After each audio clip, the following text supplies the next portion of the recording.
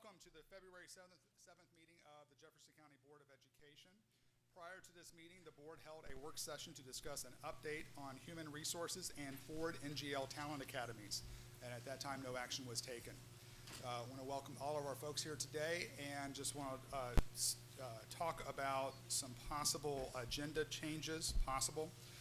We do have the mayor of our city coming in to speak with us a little bit later.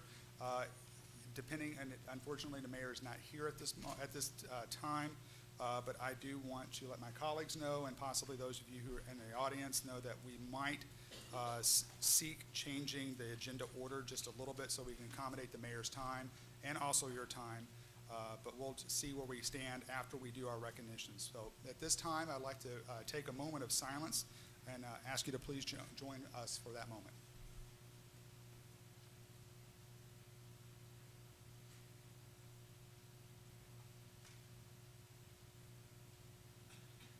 All right, thank you.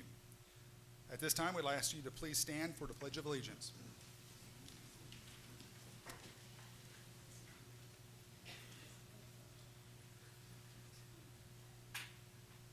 I pledge allegiance to the flag of the United States of America and to the republic for which it stands, one nation, under God, indivisible, with liberty and justice for all.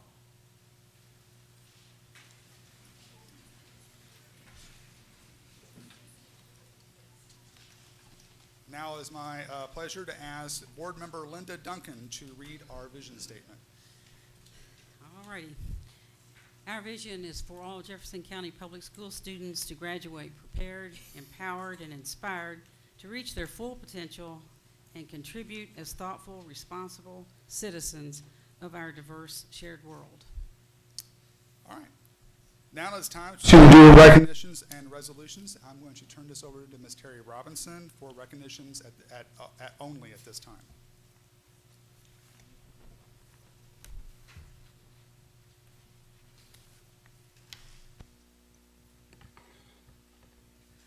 Dr. Hargan's Board Chair Chris Brady and members of the Jefferson County Board of Education, tonight we have the honor of bestowing recognition upon some outstanding students and a distinguished JCPS staff member.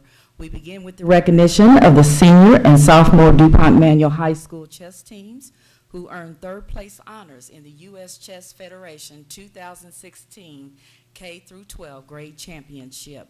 The members of the senior winning team are Matthew McDonald, Keenan Bilyeu, Tommy Fan, Banu Gadagay.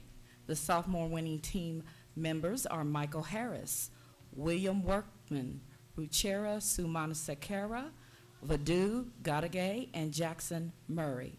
The DuPont Manual High School chess team also won the state championship for 3 consecutive years and has earned 6 titles since 2005. Board member Diane Porter and Assistant Superintendent Brad Weston, please come forward to congratulate the students for their outstanding achievement. Joining in the recognition is their sponsor, Michael Crane, and Principal Jerry Mays. Students, please come forward.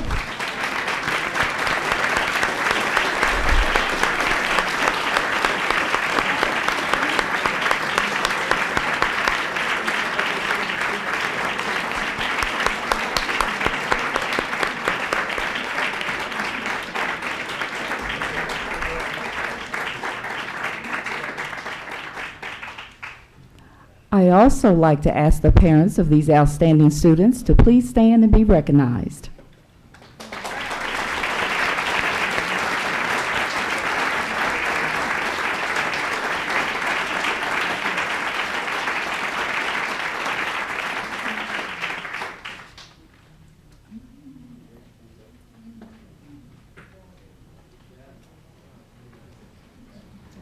Next, we are so proud and honored to recognize Dan Elnor, Jefferson County Public School District Nutrition Service Center Manager, for receiving the 2017 Food Service Achievement Management Excellence Silver Spirit Award. The FAME Awards recognizes industry professionals for their outstanding leadership, achievement, innovation, and service, and are highly regarded as a symbol of success in the school nutrition industry. Board Chair Chris Brady, please come forward to extend congratulations to Dan for his outstanding professional accomplishment. Joining in the recognition is Chief Operations Officer Dr. Michael Razor.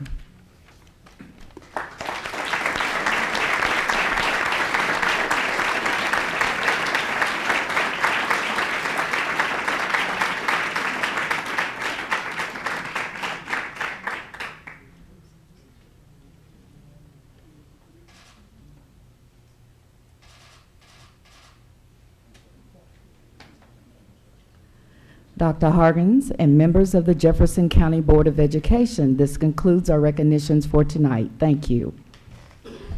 Thank you, Ms. Robinson. Actually, there is one other recognition I'd like to make at this time, and I want to express congratulations and ask that Board Member Linda Duncan come up. Ms. Duncan has achieved Level 2 status in the Kentucky School Boards Association Academy of Studies program. There is a nice presentation, a nice little certificate, and a pen.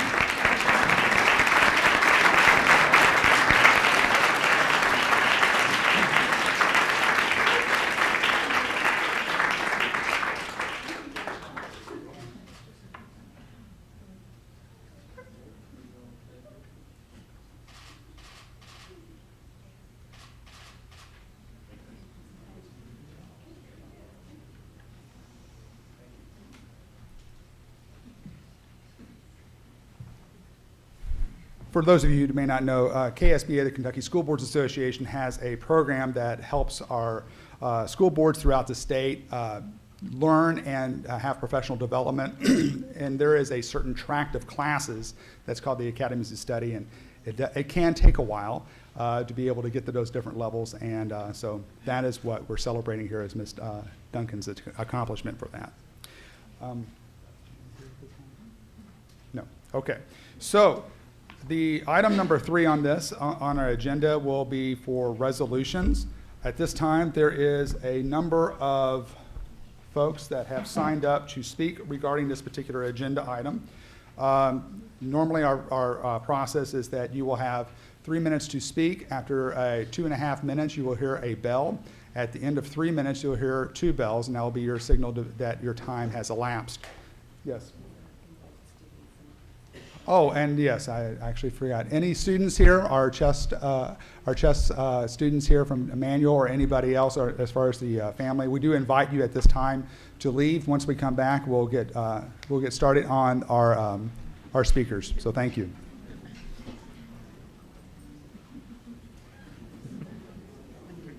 Thank you for that. I just kind of went right into it. Thank you.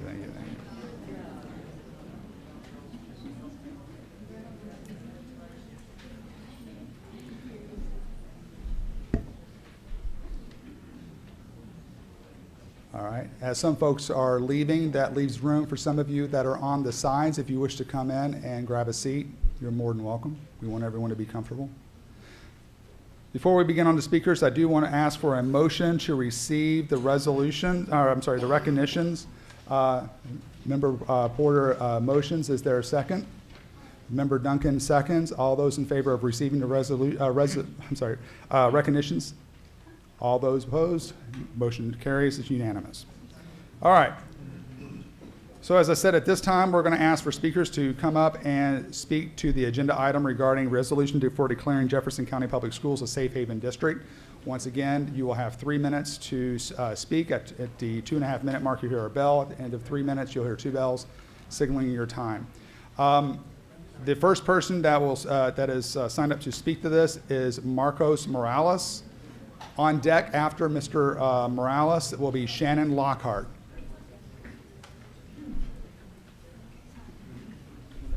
Yes. You can come on up and have a seat, and the microphone should be on.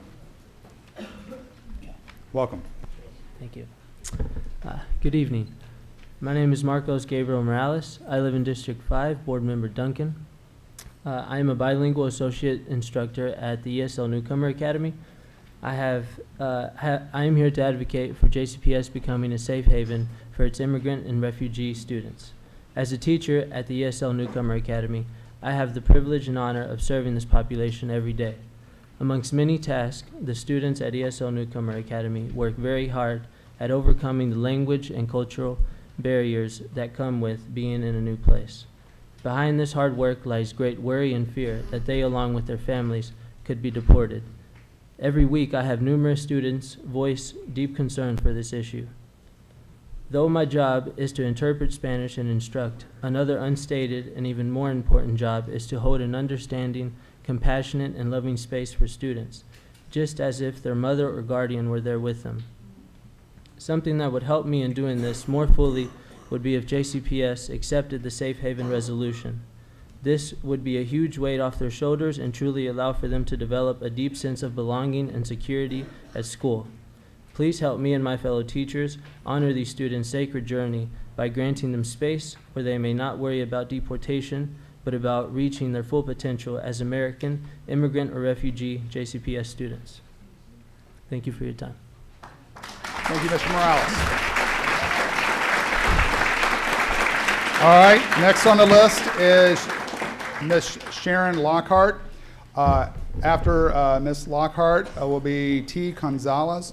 And what I'm going to ask is if you're next on the list, if you can make your way up to the front, so in the interest of time, we might be able to get through our speakers in a timely manner. So, Ms. Lockhart.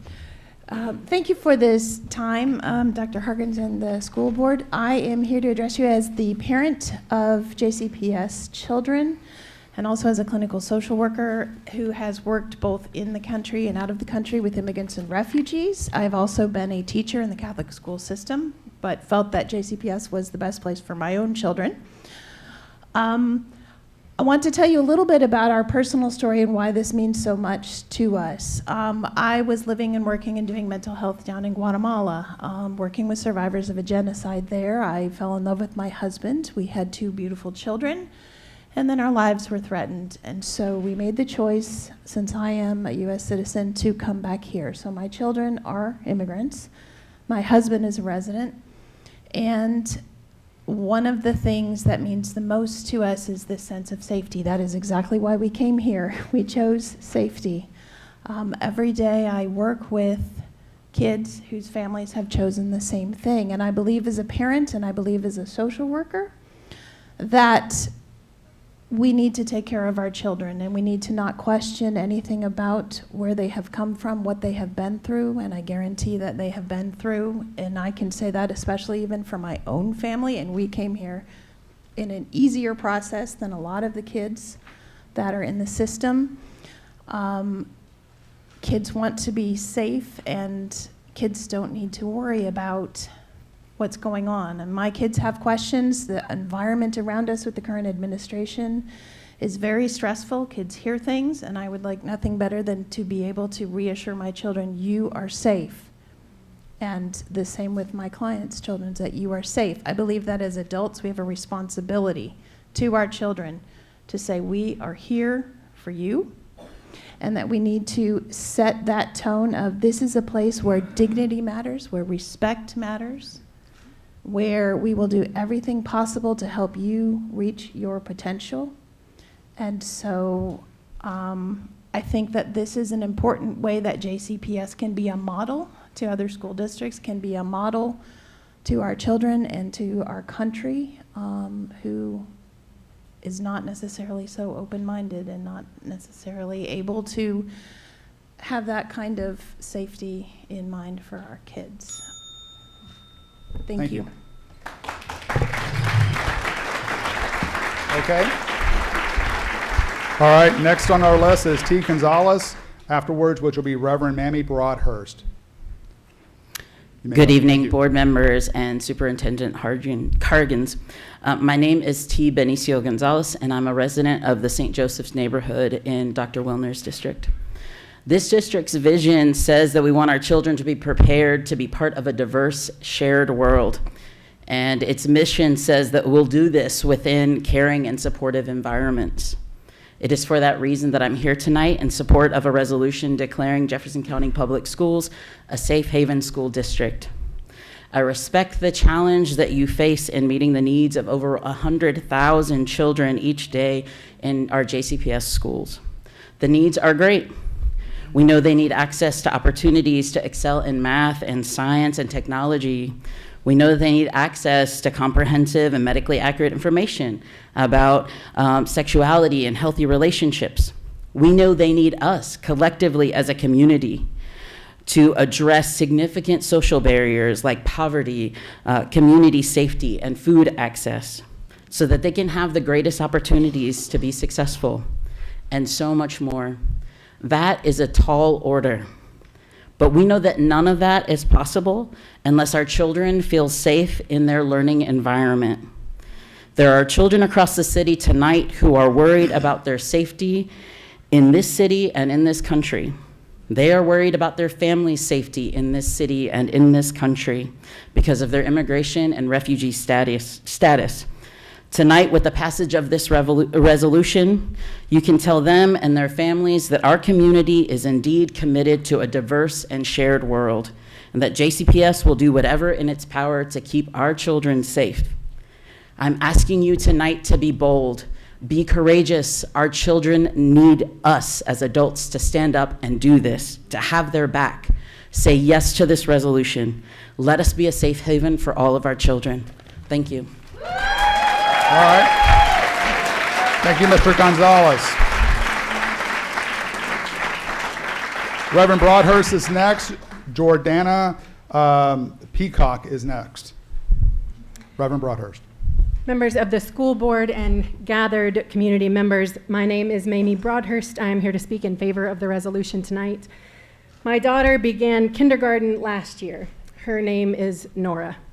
And I, like most parents, feel like she is a vision of what it means to have your heart walking around outside your body. 13 months ago today, on January 7th of last year, JCPS sent a notice home in my 5-year-old's backpack that read, "Out of an abundance of caution, we are notifying you that LMPD has received a non-specific threat for Friday, January the 8th against unnamed schools," and went on to list the various safety protocols that you all would take to ensure that my daughter returned home to me. The note closed, "Please be assured that at JCPS, safety is our highest priority." I was grateful for the extra measures that were planned, and we set out Nora's school clothes like any other night. But then on Friday, I couldn't do it. As much as I wanted to send her to school that day, I was filled with a dread that I could not overcome. And evidently more than half of JCPS families felt the same. I simply could not bear the thought that something might happen to my heart. It is not an overstatement to say that the overwhelming fear that I and 55% of JCPS parents felt for one day a year ago is a persistent worry for some of the families in our schools. Their decision to release their children to your care is a far greater act of faith than is mine. And their confidence in your promise to return their children to them is one that needs to be backed up with clear policy as well as good intention. Because I know it is your highest priority, I urge you to approve the resolution you have before you, guaranteeing that Jefferson County Public Schools will indeed be a safe haven for all students. Thank you. Thank you, Ms. Peacock.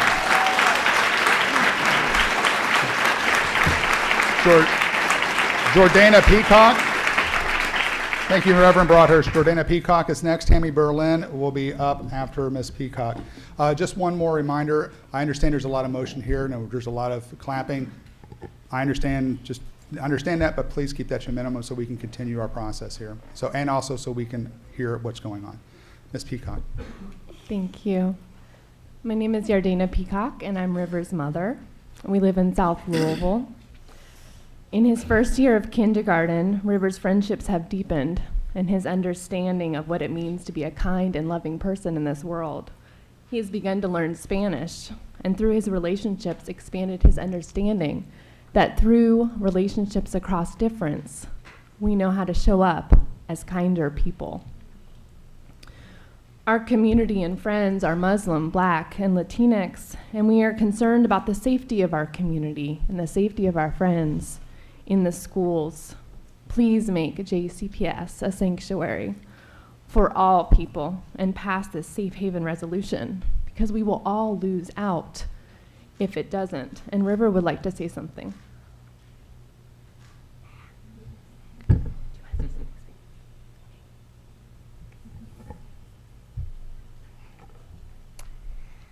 I am River. I work for Peace and Justice. My best friend is Jafar, and I'm afraid that he will be in trouble by what he is.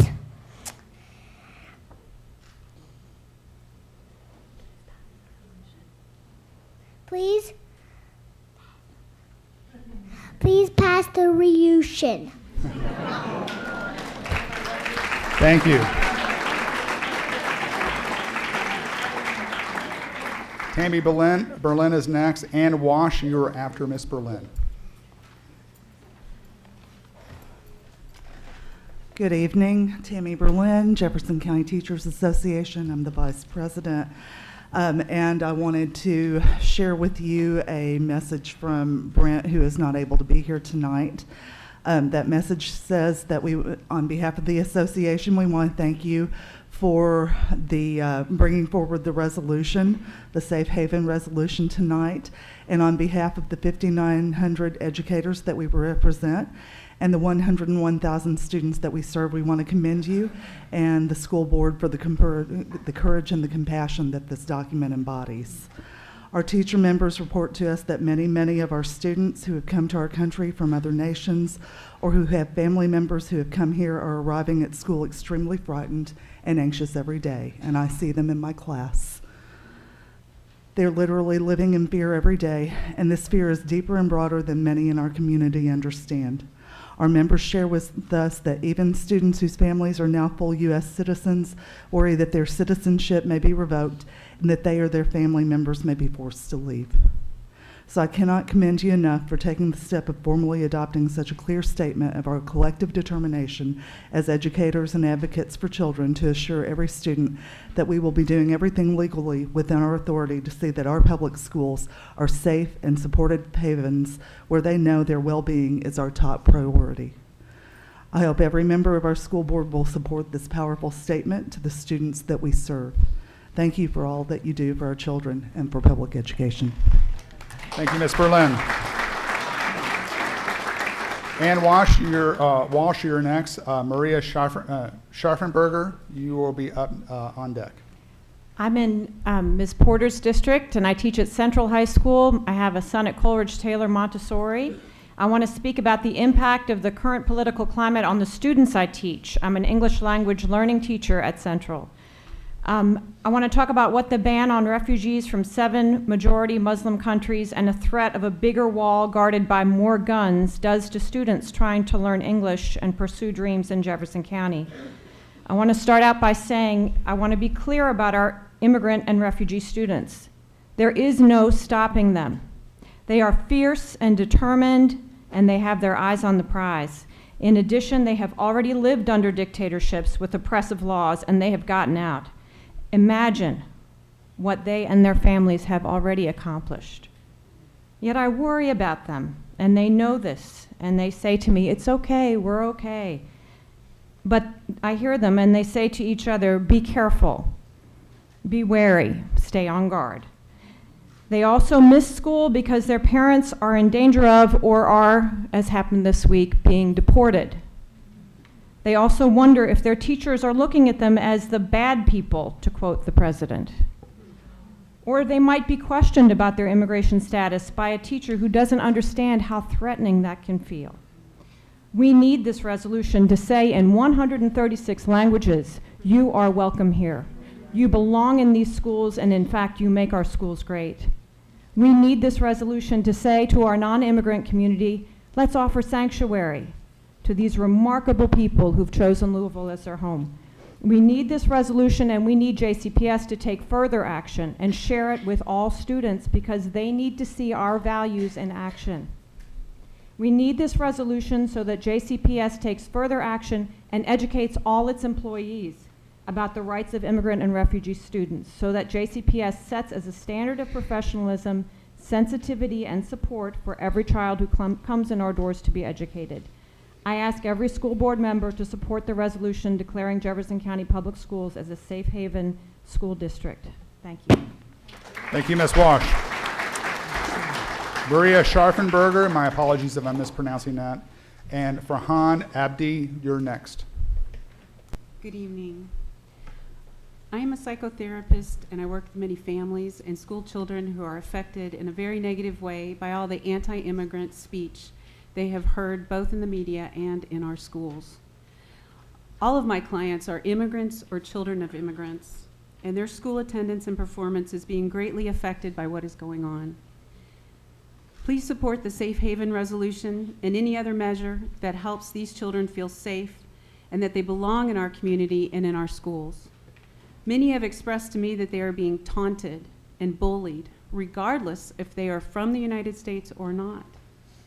If they have a different color or they have a slightly different accent, they feel targeted. They are often unwilling to say so to teachers for fear of repercussions. I know some of my clients are even having panic attacks in schools and then afraid to go in because of what other students are saying to them. I know teachers who are immigrants who feel the same way, afraid to speak up. Many are fearful that at any point ICE may show up at their homes, playgrounds, libraries, or shopping malls and take them or their parents away. If this resolution is not passed, what message will you be sending to these children and these teens? Let us tonight reassure them that their school is a safe place and that the adults in charge are doing what they can to keep them safe. Safe from ICE, safe from bullies, safe from racism, and safe from xenophobia. Please pass the Safe Haven resolution. Thank you for your time. Thank you. Farhan Abdi, you're next. Shamika Parrish Wright, you're on deck. Mr. Abdi. Hello. My name is Farhan Abdi. I'm from Somalia. I'm a graduate of JCPS and University of Louisville. I used to be a bilingual instructor for JCPS. Today, I'm a very successful man because of a JCPS ESL teacher, Ann Walsh. She gave me hope and love. I believe children do not deserve to live in a fear or shadows. We all equal in the eyes of God. Please pass the resolution. Thank you, Mr. Abdi. Shamika Parrish Wright, you're up next. Yasmin Martinez, you're on deck. Thank you. Shamika Parrish Wright, and I live in Diane Porter's district. I just want to thank you for the opportunity to be able to speak to all of you. Picture a displaced homeless mother of 6 enrolling 5 of her 6 children in school at Jeffersontown High School when a policeman approaches her to ask her name and to come with him without making a scene because her vehicle was being repossessed. She runs out and at the end of her rope, upset and crying, plus worried about how she would be able to get her kids to the Wayside Homeless Shelter, let alone how would she remove all of their belongings from the doorstep of the high school as the bell to change classes rings. She couldn't have her teenagers and their new mates witnessing all of that. Thankfully, JCPS has a homeless coordinator, resources, and compassionate staff at J-Town High that were able to work together to make sure her kids were quickly enrolled, fed, educated, and transported to where their mother was waiting. That mother was me in 2014. I was able to pick up the pieces from there to move forward, knowing my kids were safe. Now I am sitting before you in affordable housing with a growing business and my 3rd JCPS graduate this coming May. We are calling for JCPS to pass a Safe Haven resolution and agree to keep all children safe from threats because of who they are or who their families are. With the current atmosphere of hate, misinformation, and bigotry targeted at immigrant and Muslim people, people of color, LGBTQ, and others, we need a message from our JCPS system that you will not allow immigration services to target our schools. When children are afraid that their parent might be deported or that they may be attacked because of the scarf they wear on their head, we need to know that JCPS is doing its part to protect our young people.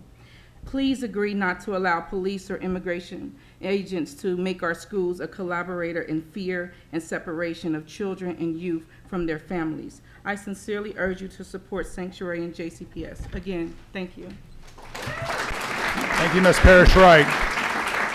Ms. Martinez, you're here, you're up. Reverend James Flynn is on deck. Hello, I'm Yasmin Martinez, and I'm a former undocumented immigrant and current DACA recipient. I'm here to support the Safe Haven resolution. As you guys know, DACA, Deferred Action for Childhood Arrivals, was a great hope for many students, but now we're again in fear, and it's not a fear that went away. It's a fear that has, progressed, calmed down, but now it's beginning to make us fearful again. I graduated from DuPont Manual High School, and it's nice to see my alma mater here. So I'm just here to support, and we need to let students know that they're welcome here, that they're safe. We need leaders to stand up like they did. Went to Thomas Jefferson in the South End, so I didn't really know where I was going. I didn't know if I should go to Southern or any of that. So it was because of those teachers that stood up for me, that saw talent in me and pushed me forward, and that's what we need for many leaders in the school district, is to incite that spark in every student, in every immigrant student that feels all the backlash that they're not telling you, but it backlashes a lot. So thank you. Thank you, Ms. Martinez. Reverend James Flynn, it's your opportunity to speak. Escardo Manzanilla, I may be mispronouncing it, I apologize. You're up on deck. Thank you. Thank you very much, ladies and gentlemen, for inviting me. I celebrate Mass with the Spanish people in different parishes around, and over the last month or so, I've asked the children who I've been speaking to, off and on, to write something or to draw something about their fears, and I've collected a number of letters, maybe a box, maybe 50 of them to take to the mayor. And in all of them, there is the running theme of fear, and fear that my daddy will be taken away, and my daddy works for builds houses and all that kind of thing. But the many letters, they're in English and Spanish, and if you'd like to see some of them, I'd be glad to leave them. But in any case, I hope that for their sake, that you would find your will to pass the resolution. It is critical, in my experience, with the children, watching them and seeing these drawings and their letters. It's critical that this resolution be passed. Thank you very much. Thank you, Reverend. Mr. Manzanilla, I cannot pronounce this. I'm so sorry for butchering this. My name is... One moment, and yes. Evan Wright, you're on deck. Sorry. Okay. My name is Edgardo Mancilla, Edgardo, together, Edgardo Mancilla. It's not for you. Everyone mess up my name, so I'm used to that. No personal feeling here. I live in District 3. I work in District 5. My younger daughter, the fourth one, goes to District 1. And they thought to be a father of 4. All of them graduate from public schools here in town. I had the honor to work at the Americana Community Center as an executive director. I also teach at Kennedy School of Social Work and teach at Bellarmine, so it's a full time for me. At the center, we had children and parents for 101 countries. You are the winner, we are close second. Since election day, my life changed. I knew what is trauma and post-traumatic stress disorder because I grew up under military government. I know in my own experience what means that you are leaving your house and you don't have a clue if you are coming back. I was in my country. I never thought that I was going to see children, elementary school age, crying because they were afraid. I never thought that the trauma and the compassion will be so interesting, intertwined these days, and the way that they are today. What I'm asking tonight is that you look at the eyes of any child, think about if you have kids, your own kids or your grandkids, and if you don't have kids, think about your nieces, whatever you have, and be able to say to them, I work for the best district in this country because we had the courage to say, we take care of you. I want that the kids coming to the center, like my daughter, feel safe because you provide the policies so they feel safe. And by the way, not just for the kids, also for the parents.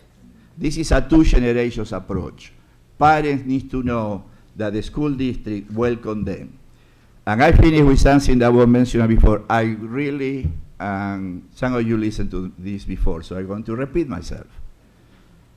How we can make that the administration, the staff, and teachers get a sounded cultural competency training, update and update and update, so we don't have to listen people screaming at us, say, get out of here, go to your country, you need to speak English. Thank you. Thank you, sir.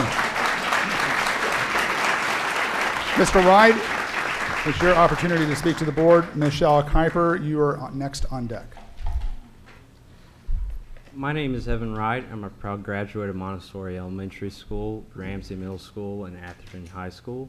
Been all around the district, and going to Atherton High School, I know how it is to come from a school that has a high amount of refugee population and immigrant population, people who are learning English and who have just came to this country. But I do not feel like this resolution today is the right way to go about trying to make these people feel welcome and secure in their communities. Not allowing immigration enforcement or not cooperating on any basis with them goes against the values that we have as Americans for our respect of institutions and our respect for the law enforcement. We should allow law enforcement to exercise their duties. They've never, in the history of JCBS, never have done a raid on schools. Their policy is against doing any raids on schools, churches, or hospitals. So I believe this resolution is not required, and I feel like it's politicizing an issue that should be not politicized in our schools. We should teach our students their rights as immigrants and their rights as legal residents and their rights as citizens and illegal immigrants even, but we should not send a resolution that seems to me to be very hostile to immigration enforcement officers. If a person has a family who's in immigration enforcement, has family in law enforcement, this could send the wrong message to them that their parents aren't even allowed in schools to perform investigations that might be for the benefit of the safety of all students, not just because immigration enforcement does a lot more than just investigate whether someone's legal or non-legal resident here. I feel like this board would be overstepping its authority and putting itself into a discussion that it doesn't need to put itself into. I feel like it would be politicizing the board. I feel like this issue is better left to the federal government and better left to our state government or our local government to decide whether we're going to have a community that's a sanctuary community or not. I feel like bringing this down to the school board level is not a very smart idea for our students. I feel like we have larger issues for the performance of our students, and I feel like the major problems that we have in school are definitely not coming from immigration issues. They're coming from performance issues or underperformance issues. I feel like the board's resolution should reflect that. Thank you. Thank you, Mr. Wright. Next up will be Michelle Kuiper. After Ms. Kuiper will be Nicholas Greer.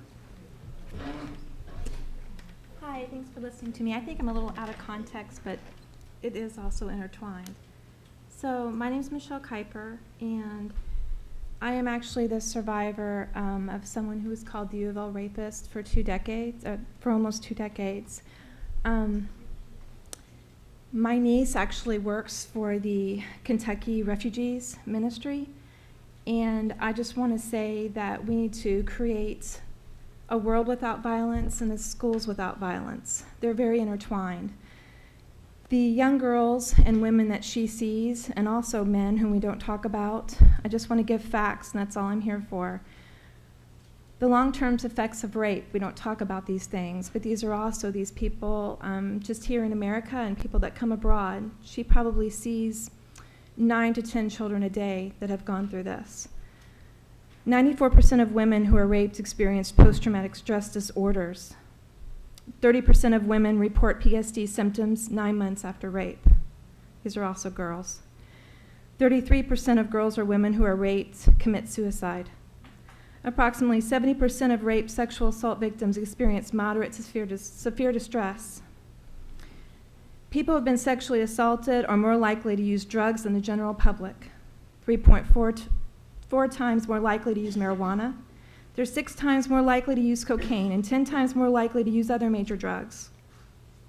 38% of the victims of sexual violence experience work, social problems, which can include significant problems with a boss, coworker, peer, or teacher.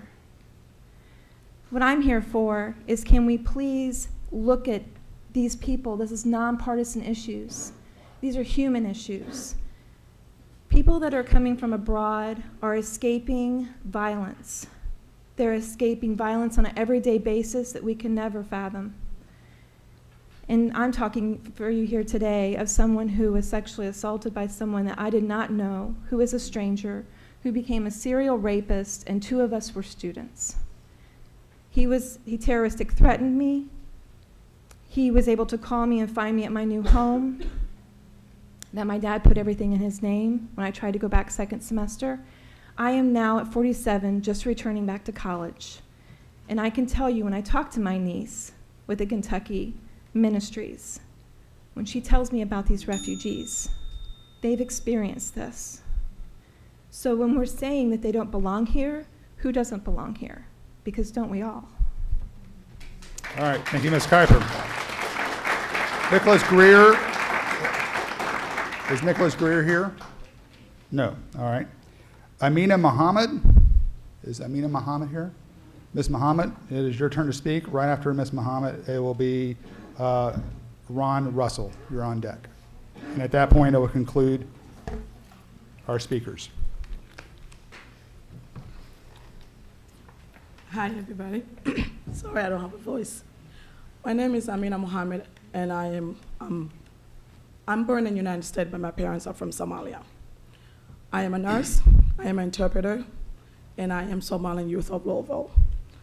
I joined Kentucky about 2 years ago from Maine, and my experience as being immigrant, a parent of an immigrant, and I have 4 kids in JCBE school districts. I see a lot in my community. Most of the people from Somalia or Congo, Rwanda, or those 7 countries that he has mentioned that are ISIS or criminals. I am one of them. I wear a scarf. My daughter wears a scarf. Her name is Aisha Abu. She goes to State South. I am proud to be an American. I am proud to be a Muslim. And I am proud to be Somalian. There's nothing I will change on those 3 titles of my name.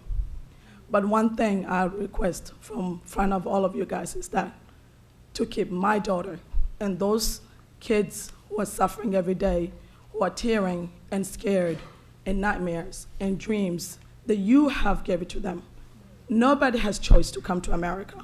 America chose us to be part of it.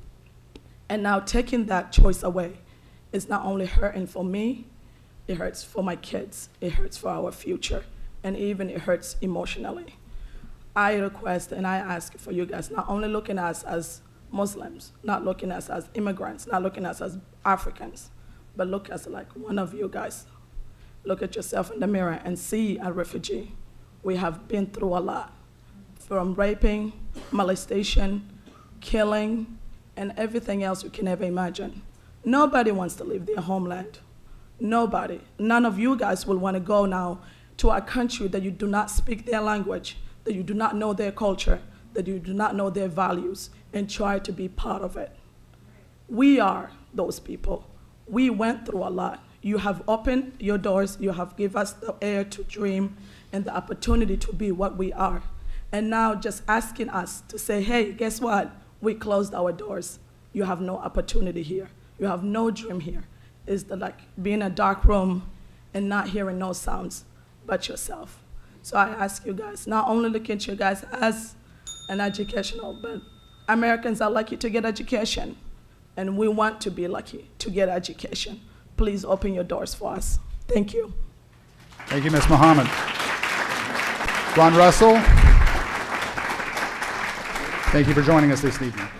Good evening. Thank you for allowing me to address you today. I'd like to comment the Jefferson County Public Schools for taking up this motion. I am in Chris Cobb's district. I'm an immigration attorney. I've been practicing for about 27 years. And during that time, there have been some changes in immigration law. There's been increased enforcement. There's been a lessening of enforcement. I have never, ever experienced anything like what we are experiencing today in my 27 years of practice. On Sunday, I went to St. Rita's Catholic Church, and I spoke to the Latino members of that church afterwards. The room was packed. I thought I would be speaking for an hour. I spoke for an hour and a half. That's how fearful people are. And some people might say, well, this resolution is picking a fight. The fight has already been picked. The administration put out 3 memos. 2 of them are not getting a lot of discussion, one on interior enforcement and one on border enforcement. If you read those, you will have to be scared. For example, in the one on interior enforcement, he says, many aliens who illegally enter the United States and those who overstay or otherwise violate the terms of their visas present a significant threat to national security and public safety. If you understand that that's where these memos come from, your action that you're considering tonight is merely a defensive action. It's an effort to protect people, because what's coming down the pike is going to be nothing less than completely shocking to our community. And this resolution, I think, it's defensive. It just sends a message that you are not going to ignore the law or the interpretation of the law that has been used for 25 years and start enforcement procedures that are questionable and probably unconstitutional. I think this resolution is very good. I would just like to maybe suggest that one sentence be changed where they're talking about entry of officers. I think the best solution to deal with that problem effectively is to say that officers, ICE officers cannot enter without a warrant signed by a U.S. judge or a magistrate, because ICE officers can sign warrants on their own. They don't have to get a supervisor, or maybe they do confer, but that's all it takes. An ICE officer saying, I need to arrest someone. So I think we need to say, we need to have this decision looked at by a judge. Thank you. Thank you, Mr. Russell. Okay. So as is our custom regarding resolutions, we will read the resolution. At that time, the board here will have a moment, we'll have a chance to be able to discuss it, and then we'll take the vote. So that's how this is usually done. So first of all, the resolution. A resolution declaring Jefferson County Public Schools a safe haven school district. Whereas the Supreme Court of the United States has declared that no public school district may deny any child access to a free public education on the basis of that child's immigration status, and whereas 136 languages are spoken by students in Jefferson County Public Schools, 7% of the 101,000 JCPS students have been identified as having limited English proficiency, and 6% receive English as a second language services. And whereas the student population requiring ESL services is the fastest growing student group in the district, and whereas 55% of JCPS students are children of color, including 37% African American, 10% Hispanic, 4% Asian, and 4% two or more races, and whereas JCPS embraces our responsibility to welcome and educate all students regardless of their immigration status, celebrates their contribution to our diverse learning community, and will not be impeded or intimidated from exercising that responsibility, and whereas JCPS is committed to ensuring that all of our schools are safe and welcoming places for all of our students and their families, and whereas numerous students whose education, safety, emotional well-being, and family relationships are at risk because of their immigration status are and will in the future be enrolled in JCPS schools, and whereas federal immigration law enforcement activities have the potential to affect a positive learning environment in which all students, regardless of immigration status, are entitled, and whereas no federal or state law obligates a public school district to devote any resources, financial or otherwise, to the enforcement of federal immigration laws, and whereas educational personnel are often the primary source of support, resources, and information to assist and support students and student learning, which includes their emotional health. And whereas we believe that it is in the best interest of the students, staff, families, and community that we serve that the district takes action to assure all students and families that disruptions to the educational environment that may be created by immigration, customs, and enforcement actions will be opposed by all legal means available. Now, therefore, be it resolved, 1, the Jefferson County Board of Education declares every JCPS school to be a safe haven for students and families threatened by immigration enforcement or discrimination to the fullest extent permitted by law. 2, unless specifically compelled by a valid court order, JCPS employees, contractors, volunteers, and representatives will not use district resources for the purpose of detecting or assisting in the apprehension of persons whose only violation of law is or may be being an undocumented resident of the United States or failing to produce documents authorizing residency in the United States. 3, JCPS employees, contractors, volunteers, and representatives shall refrain from inquiring about a student's parents' or guardian's immigration status. 4, JCPS employees, contractors, volunteers, and representatives shall refrain from requiring any student, parent, or guardian to produce documentation regarding immigration status. 5, JCPS employees, contractors, volunteers, and representatives shall not, unless compelled by a valid court order or subsequent to receiving a signed release from a parent or guardian, disclose to Immigration and Customs Enforcement officers or to any other person or entity any information about a student's or family's immigration status.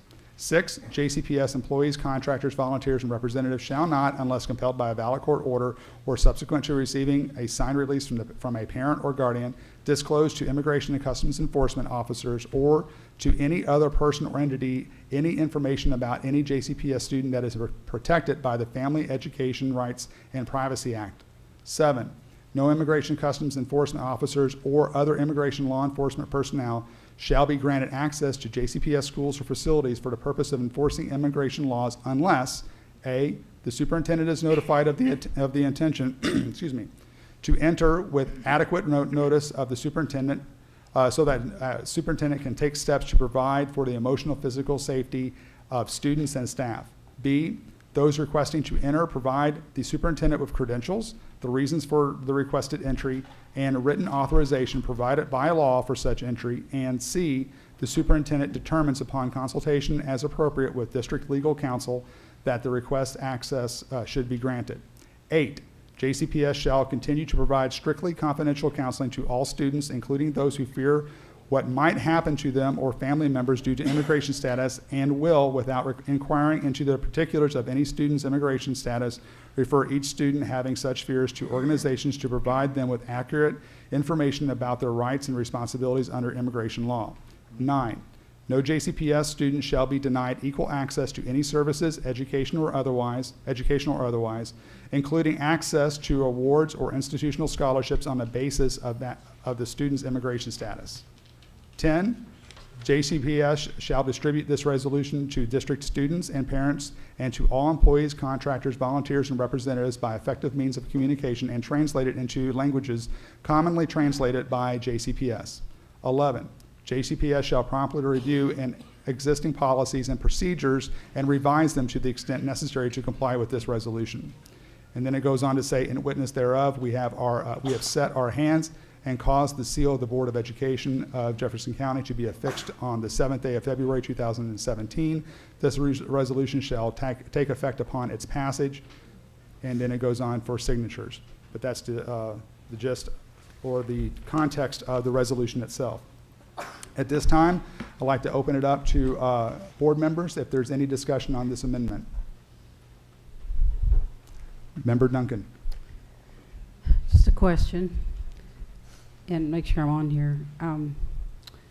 If we declare ourselves a safe haven district, does that mean that we can protect our immigrant students and families from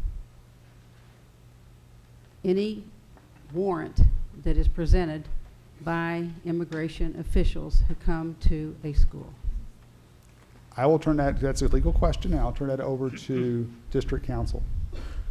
The resolution provides, and I'm referring to paragraph 7, that access will not be granted unless the superintendent is notified. The officer presents credentials, the reason for the entry, and written authorization provided by law, and district council agrees that requested access should be granted. So to answer your question, it will depend on the circumstances, but it will be governed by the provisions of paragraph 7. Can we say to everybody that you will be safe from this federal authority if federal authority is presented with a warrant, or if it presents with a warrant? Can we say everybody will be safe from that authority? The resolution says that protection will be granted to the fullest extent provided by law. So to the extent that the law allows the agent to enter, the agent, if district council so advises the superintendent, will be permitted to enter. Likewise, other paragraphs of the resolution provide that the law will be complied with respect to disclosures and records and the like. We have law and we have policy, and this is really a very detailed statement of the law and of our policy that covers this. That's why I have trouble finding a reason for this resolution to be here. I don't think, for me, it's an issue of I can't say yes to it, I can't say no to it, because it's almost misleading, because everybody's interpretation out here who spoke to us, most everybody's interpretation was that they were going to be safe from federal authority. And that's very misleading. So I have a hard time coming down on this issue, and for me, I prefer to abstain from this. I don't think it's something that we should be making a resolution on when policies and law are what we're operating by anyway. So. Any further discussion? Member Kolb. I think because, as Chair Brady pointed out, in the whereas clauses to the resolution, that specifically the first one, the Supreme Court has declared that we may not deny any child access to a free public education on the basis of that child's immigration status. What that says to me is that if our mission is to truly educate every child to the best of our ability to make sure that they succeed in life, then we have to do everything in our power to make sure that every child, citizen, documented immigrant, undocumented immigrant, every child is as close as possible to facing a level playing field in school, including the ability to feel safe and protected at school. I think that the main reason I would say that we need the resolution, even though, as Member Duncan points out, we already have things on the books, is that precisely because of what we heard from so many of the speakers, that folks are fearful, and we need to let them know, we need to communicate that we will protect them to the fullest extent of the law. So everybody within JCPS, teachers, administrators, parents, law enforcement, students, so that everybody's on the same page about what the rules are. I will be voting for this resolution, and I strongly feel that it is absolutely necessary so that we can perform our duty of educating every child to the best of our ability. Member Gies, then Member Horn. Similar to Board Member Duncan, I also question this resolution because if we take a look at the ruling from the Supreme Court, I believe back in the early 90s, and we take a look at our policies, which were already in black and white, those serve the purposes that have been communicated here in this room this evening already. And my compromise, my meet in the middle ground is, why can't we send a reassuring letter home with all of our students that will reassure them of the policies that are already on the books? What is the point of pushing this resolution if we already have policies that govern our actions already on the books? And for those reasons, and also for the reasons that have been stated by Board Member Duncan regarding federal authority and regarding the proper place of this board as a nonpartisan board, I also will be abstaining. Member Horn.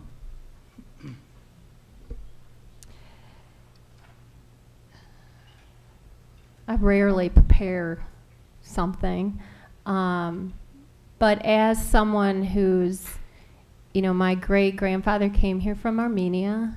There was a genocide, the genocide, and we came here and we educated.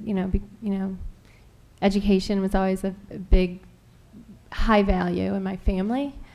We were taught the meaning of being an ethnic person. I feel that and embrace that.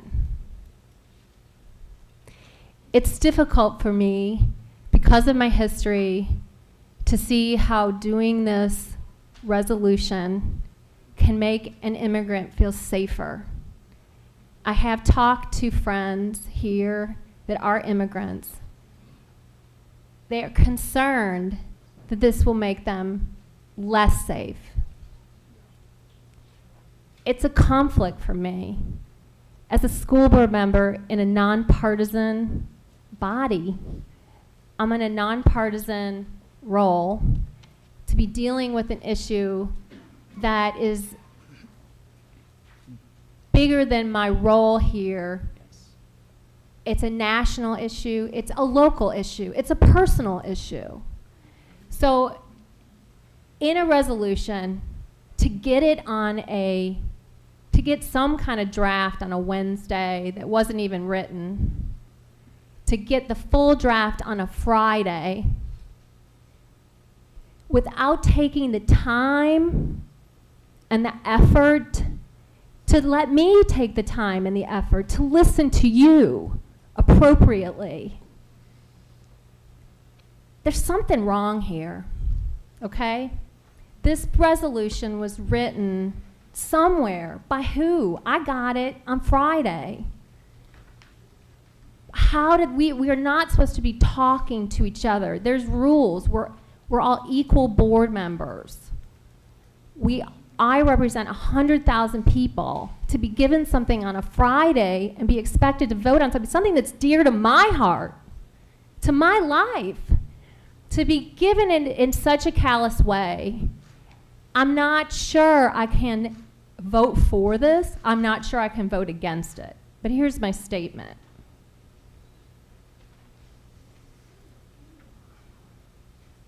The safety and welfare of our students are paramount. People know that I always fight for our students' best interest. However, I believe at this time, at this moment, for me, it is not in the best interest of our student to start this fight. There are federal and state privacy protections that JCPS has always and will continue to follow. The board, through its policies and oversight role, should hold management accountable to follow the law. But setting up our Board of Education as an antagonist against our governor and president is a fight that is not in the greater interest of our students. As fiduciaries, our responsibility is to be nonpartisan and to act in the best interests of our students and the community. Our Metro government officials are justifiably also concerned about the effect such resolutions may have on state and federal authorities. Our duty also is not by our actions to put JCPS or students at risk of a cutoff of state or federal funds. I'm concerned. I haven't had enough time. I was given this on a Friday. It's dear to my heart. I don't know why we're doing it in this way. So I will abstain. Any further discussion? Member Porter? Thank you. First of all, I want to say that I want to thank our general counsel who has looked at this several times. And before I sat down tonight, I asked him for the last time before I sat down, were we legally correct? And we are legally correct with the document. He has looked at not only this document, but other documents, so I feel safe with the document that is before you. In the last 24 hours, we have received numerous emails, some for, some against, and I was pleased tonight that there were members from my district that were here to speak to it, because it's important that all districts are heard, that all voices are heard, because it's important. Some of the comments from the emails. JCPS desires to create a safe atmosphere for all students. This resolution underscores this. Students and their families should not face discrimination on the basis of immigration status. No student should be separated from their families. JCPS should follow laws of the land. If a person is here illegally, they do not have the rights of a citizen. Those are just a few of the comments. I have probably 46 more that I will not read. But as I think about this, and historically when I know who I am and the world that I live in and what we have endured over time, it's, here's my favorite word, it's critical that we get this right, because we are in the student business. We are in the family business. Some years ago in the paper, there was a statement that was in the paper, and I heard it recently at the Urban League Annual Report Luncheon. I'm not going to say all the words because somebody will tweet out that I have offended them, and that is not my goal. But what I heard and what I read is, first they came for blank, and I did not speak out because I was not one. Then they came for blank, and I did not speak out because I was not one. Then they came for blank, and I did not speak out because I was not one. Then they came for blank, and I did not speak out because I was not one. Then they came for me, and there was no one left to speak out for me. It is my job as an elected board member to speak out for my students and my families and my community. Thank you.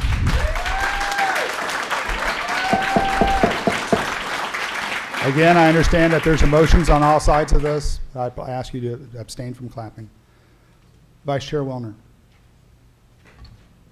I always say I'm not ever going to, excuse my voice this evening, that I'm not going to speak after Ms. Porter again because she's so eloquent. But in this case, I'm glad that I waited because I don't have a lot of voice. And actually and then there was no one left to speak up for me has been resonating in my head now actually for months. So thank you for putting that so beautifully and so eloquently. I am 100% in support of this resolution. I don't need to go into the reasons why. All of you who spoke in favor of it articulated it so clearly that I don't need to repeat that.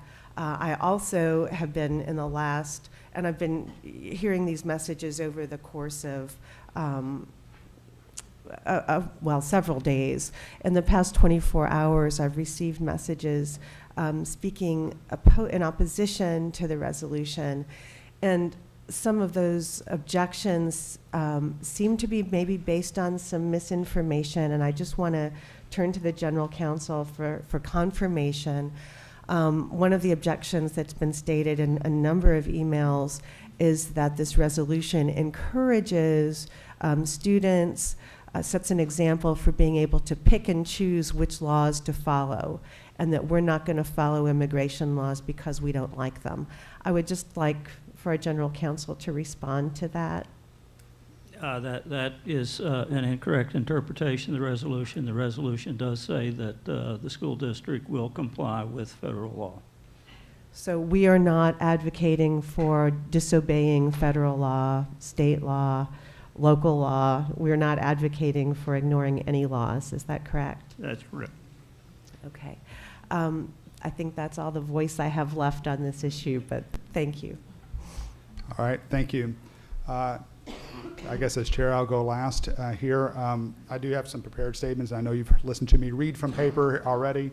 Hope you can at least endure just a little bit more. First of all, to that point, I want to say let's be clear that this resolution does not break the law. It provides direction to district staff on how to handle requests for immigration information or for student immigration, and establishes protocols if immigration officials show up at a school. This is about children, plain and simple. As a citizen and a parent, my responsibility in caring for of our children doesn't stop at their biology, their color, their religion, or their immigration status. American exceptionalism starts with our shared values. I cannot think of a higher value than the love of freedom. There's a quote, "Give me your tired, your poor, your huddled masses yearning to breathe free." Of course, that we all know that is inscribed on the Statue of Liberty. This love of liberty and our love of freedom isn't just expressed in words, but it's expressed by our actions. Living up to our ideals isn't easy, it's hard. It is the hard that has always made America great. Our immigration and refugee communities make us stronger. They open us up to wider realities that we all can learn from and enrich us in ways that aren't easily able to quantify. We have children that are afraid to go to school for fear their parents won't be there after they come home. We have children that feel that they can never leave the country to visit family for fear that they will not allowed to come back home. We have children who fear for their friends, that their friends will vanish one day and they'll never be able to play with them again. I think you've heard a good example of that earlier tonight. When speaking to our students, I often think of my own childhood. With regards to this particular subject, I'm reminded of words that I once heard when I was younger. Those words were, quote, "I've spoken of the shining city all my political life, but I don't know if I ever quite communicated what I saw when I said it. But in my mind, it was a tall, proud city built on rock, stronger than oceans, windswept, God-blessed, and teeming with people of all kinds living in harmony and peace. A city with free ports that hummed with commerce and creativity. And if there had to be city walls, the walls had doors, and the doors were open to anyone with the will and the heart to get there. That's how I saw it and see it still."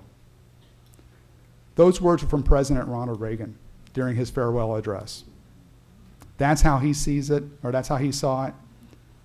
I guess from my childhood, that's how I still see it as well. Colleagues, I urge your support for this resolution. And at this time, I'll ask that there will be a motion to pass the resolution. Member Porter makes a motion. Is there a second? Member Kolb seconds. All those in favor? All those opposed? All those abstaining? Motion passes. All right. Okay. So at this time, all right.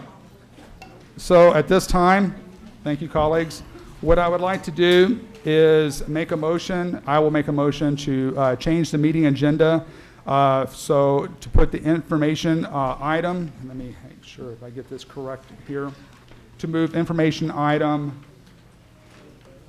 8. I'm sorry. Sorry, I don't have this already ready to go.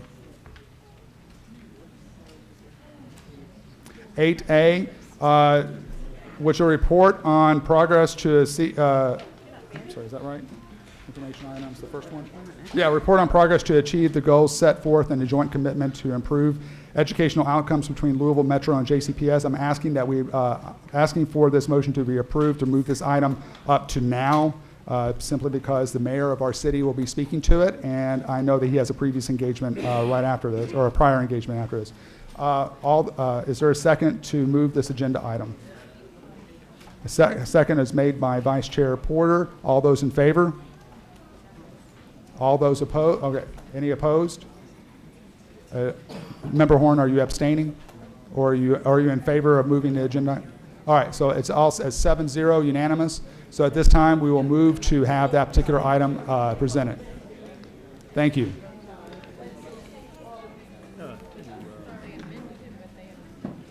That's correct.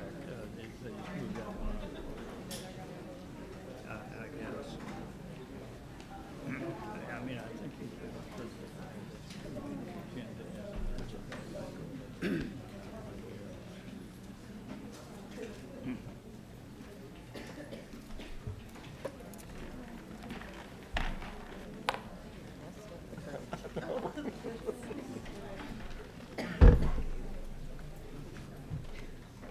Do you need more water?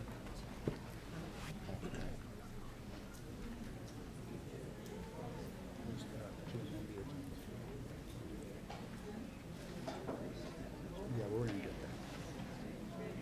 This actually comes before that, so I'm moving along.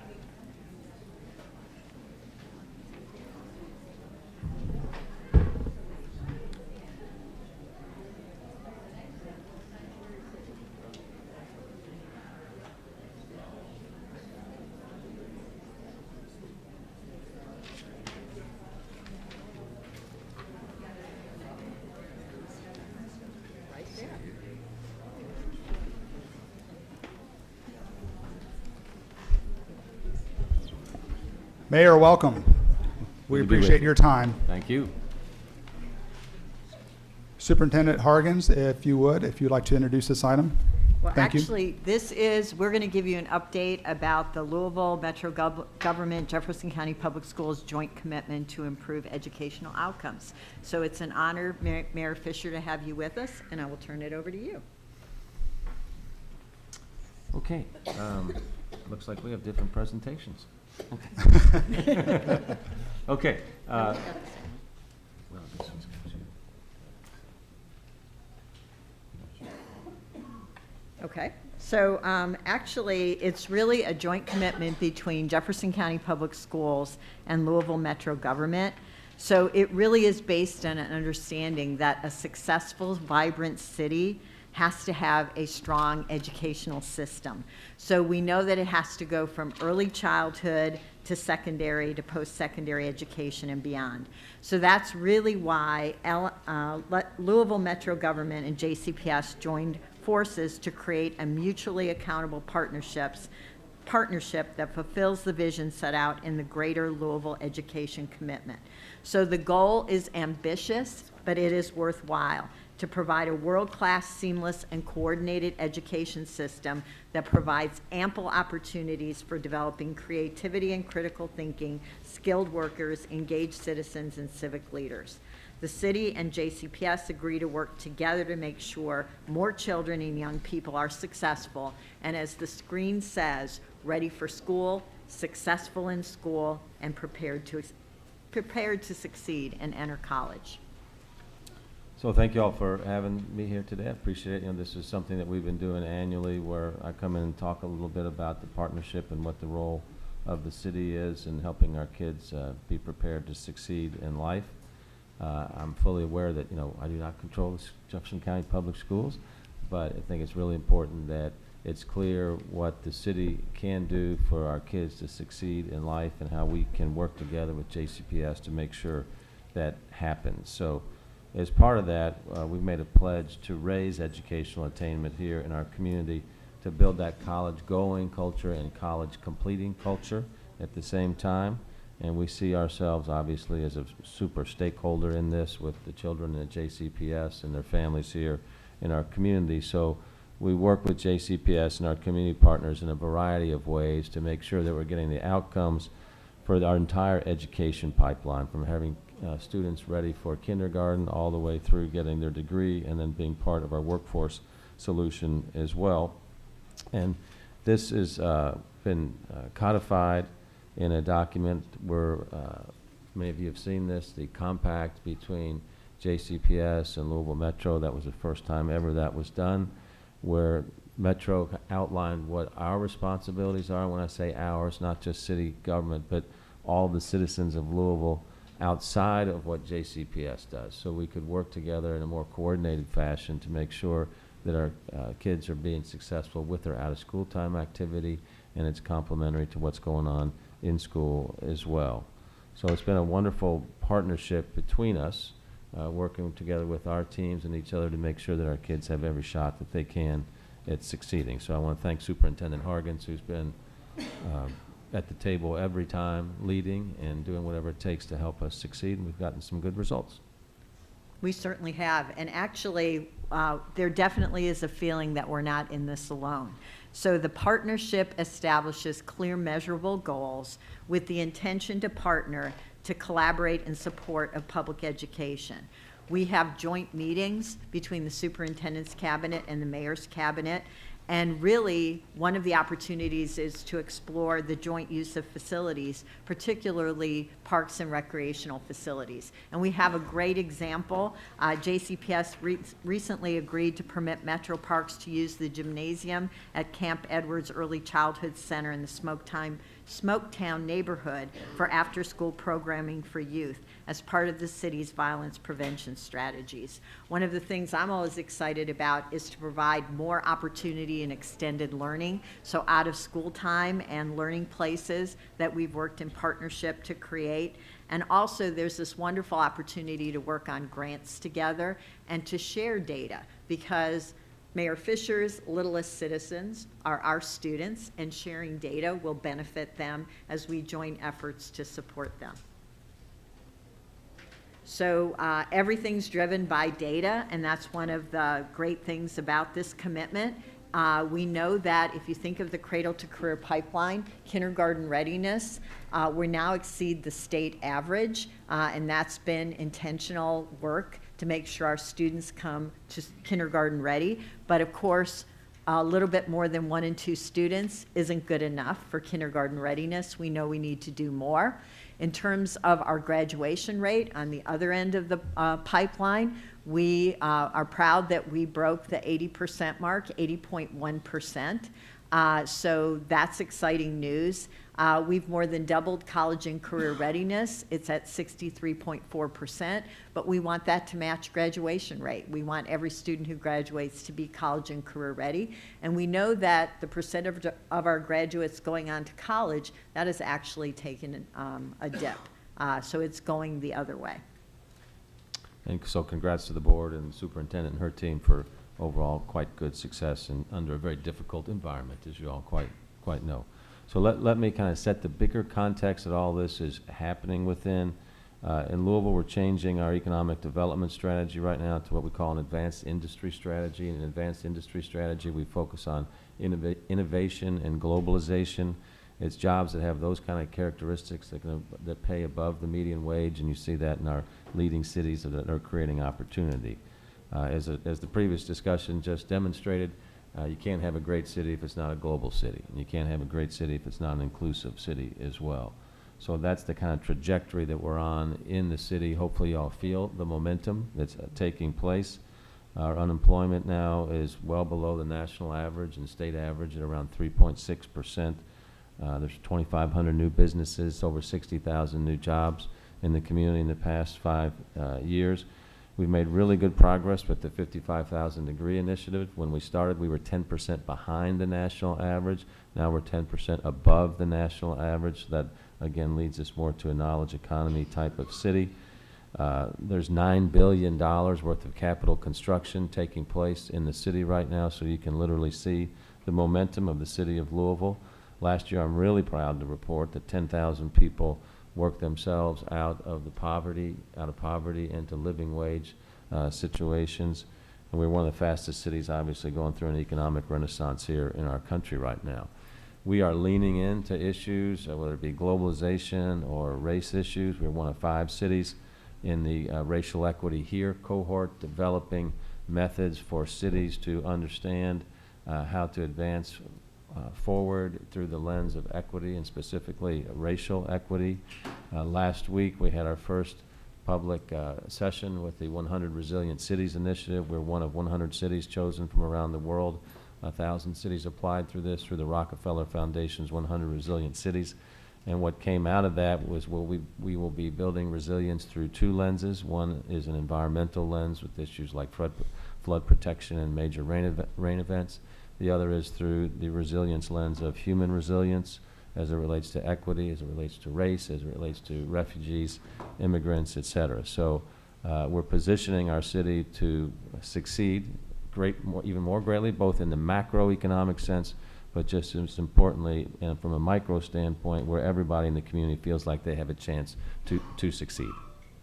So the mayor gave the city's context, and actually the JCPS context. As you know, we have over 100,000 students, but we also are proud that we have 32 National Merit Scholars that we have earned. Our students have earned over $156 million in scholarships. That our demographics, you can see, 47% white, 36% African American, 64% of our students are free or reduced lunch eligible. We have 123, sometimes it's over 130 languages spoken, and we know that we have over 6,000 students who are homeless in the district. So even though we've made great progress, we know that we have great challenges, and there's lots of important work to do. We know that, that in order to combat those statistics, that we know that African American unemployment rates are 2.5 times higher than white unemployment, that it's not acceptable to have only a little bit more than 1 in 2 of our students ready to start kindergarten, and we know that we have a great range in terms of our student proficiency. So the range from high poverty schools, 28% of our students are proficient in reading versus 66% in low poverty. And when you look at our equity scorecard, there is a 74% gap between the lowest and highest reading proficiency, and it's not acceptable that every student isn't reading on grade level. That really is the key to success, and it will take all of our efforts to combat the challenges that we face. So we've made a lot of progress in the community in terms of developing a common language toward what we call a system of lifelong learning. This all started with the 55,000 degree initiatives, and out of that initiative, several questions were developed. What kind of degrees do we want in the community? Because our employers were telling us they need a certain set of skills, so shouldn't we line up 55,000 degrees with those open jobs in the community?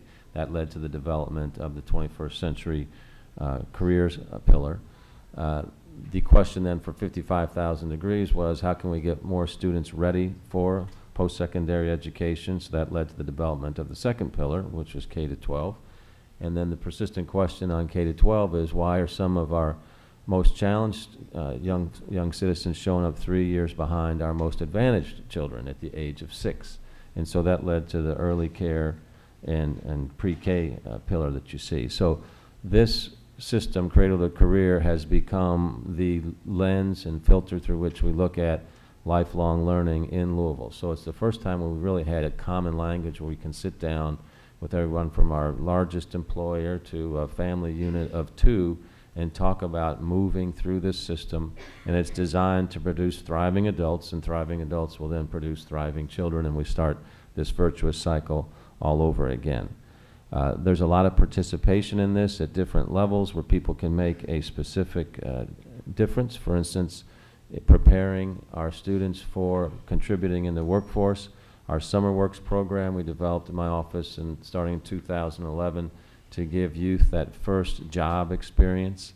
The first year we had 200 students participate.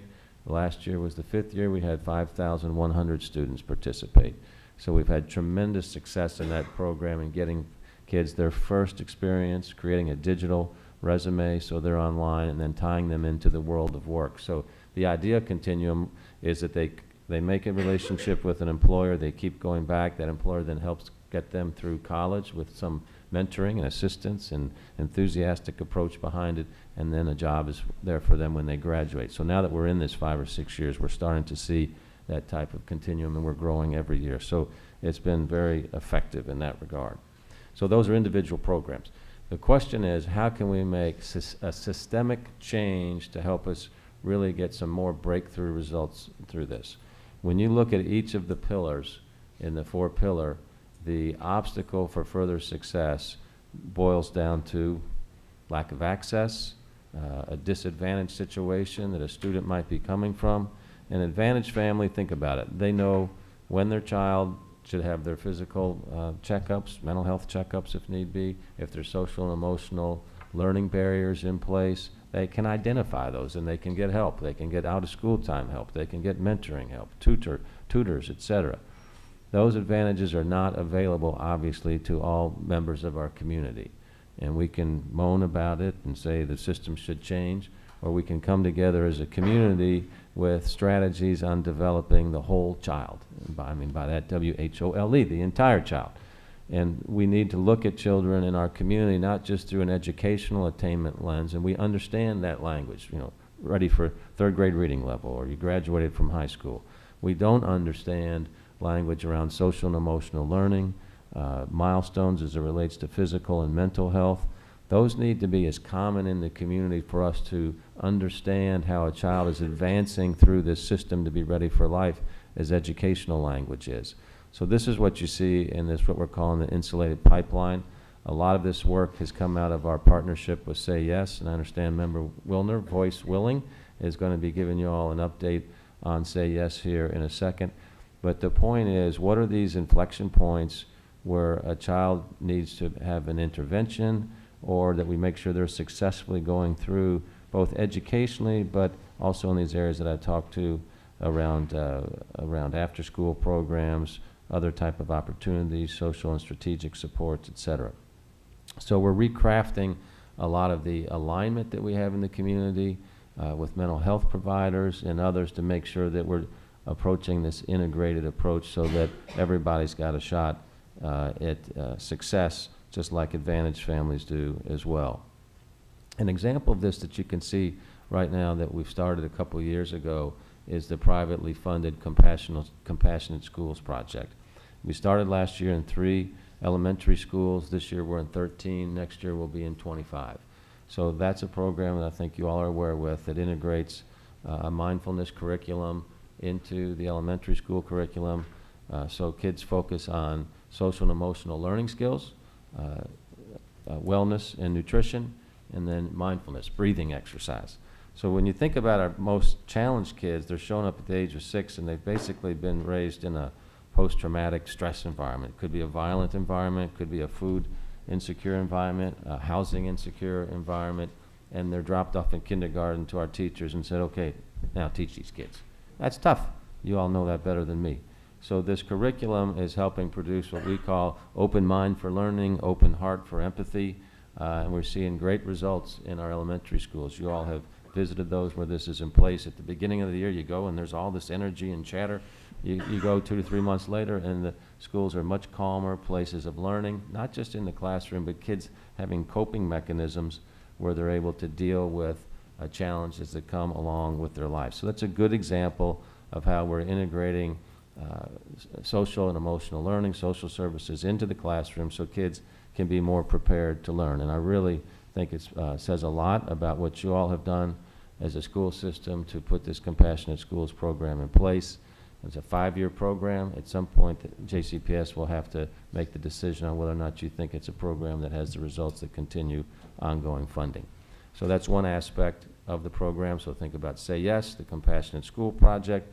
The next update is on a project the community is working on with the Harvard Graduate School of Education called By All Means. And so it also, we're wrapping that program and using the services we're getting out of Harvard into an overall community approach, again, toward raising that whole child. Personalized learning, of course, is what JCPS, what you all have been working on.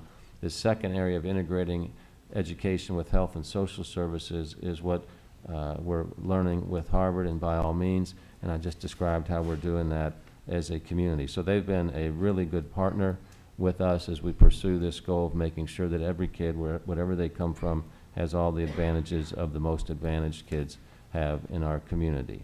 We've started this work already. Our first area of focus is addressing behavioral health needs of children. When we talk to principals, of course, and say, what would you like more of? Almost all of them say, we'd like to have a mental health counselor, 1, 2, et cetera. So behavioral health is the area that we've identified as a critical need where we can do a better job in the community. The second project is an asset mapping project to comprehensively catalog all the services available to serve the needs of our children and families. So we're looking at both mapping and funds flows. Because what's happened is a lot of these institutions are doing good work, but they started doing it 30 or 40 years ago. We haven't stopped and said, how are we doing to the needs that we have today, and can we better align these services toward the needs of our kids? And you'll be hearing more about this, I think, from Dr. Wilner as well here in a moment. So wrapping up, when you think about this desire to develop the whole child so that they're better ready for college and also better ready for our workforce, it really is a shared community governance model. There's really no hard, direct power on this. It's bringing all of our community together around an aspirational goal to make sure every child is college and career ready, and contributing to a growing economy here in our community. So it's taking a lot of different areas to come together that already are doing work in our community, but aligning us around one goal here in the middle, and that's making sure that all of our kids, every child, has a chance for success. So we would not have been able to embark on this journey were it not for JCPS, Dr. Hargens and her team. We are so much further along, obviously, when we started this 5 years ago. And I think really the best definitely is ahead in terms of all of our kids being in a better place to succeed. So I want to thank you all for being such a vital partner in this. Okay, colleagues, chance to talk to our mayor. Member Duncan. Mayor Fisher, has anybody ever thought about what universal preschool for Louisville would be and what it would cost and so we could get some kind of idea about that? We always talk about universal preschool in terms of the state, but locally, what if Louisville figured out a way to fund universal preschool? I mean, we need to know how much it might cost, and I don't know if Dr. Harkins would have any idea about that or not, but I think it would be worthy of study to see what it would be, what it would cost Louisville to take care of preschool for Louisville's kids, and then figure how we might approach a way to support that. Because preschool has to be a key. I think it's about $7,500 a student. So, and we have about 7,000 kindergartners, so, and half of them are in preschool. So it would be, of Cordelia's going to do the math. Well, the number, All of Louisville. we have that data back at the office. I think it's like a $60 million number. What it depends on, is it full day, is it half day? Some kids are in Head Start already, but you're exactly right on. If we had high quality, universal pre-K, we would not have kids showing up 3 years behind other kids at the age of 6. And for us not to be investing in that as a country, as a state, as a city, I think is folly. I mean, because we're more than happy to pay for the kids later to help them catch up or incarcerate them, but we're not happy to do that at the front end of the development cycle. So that's an area where we are restricted somewhat here in the community. I don't know if the school district could take it up or not, but you would have a hearty advocate in the mayor's office if that project moved forward. Any further questions or discussion? Member Horn. One of the things that we're dealing with here is, like, we have this compensation study that we're working on to really make sure that we're utilizing our funds that are in the compensation area appropriately. And when looking at there's about 6,900 jobs that they say we're paying over the maximum. Some of those jobs are really, I guess I'll say, some of the social support, that emotional, social emotional development, whether they be counselors or these social workers or things that we're really trying to bring into the schools. And so in looking at this from the community perspective, we're talking about, when we go back to that slide, are we looking at sharing the responsibility, for, the tube, the installation? It's exciting, really. It's really exciting because I think the schools seem to take it on, like we're going to do it. But I mean, I'm really encouraged when I see that insulation around there. Is that what you're talking about by that? I mean, That's a big part of it, and I think, these funds that you're talking about, I know there's controversy around that. Do they exist? Do they don't exist? What I can tell you is we need to definitively answer that question, I think, for the good of the community. There's folks outside of JCPS, obviously, that are delivering these services as well. So a governance model, we're having a retreat on this. I know Lisa's involved with this. I think it's the week after next or so, to develop the next steps of the service delivery approach and a governance model that would include, obviously, you guys, along with key community partners, to make sure that we're integrating this both in school and out of school.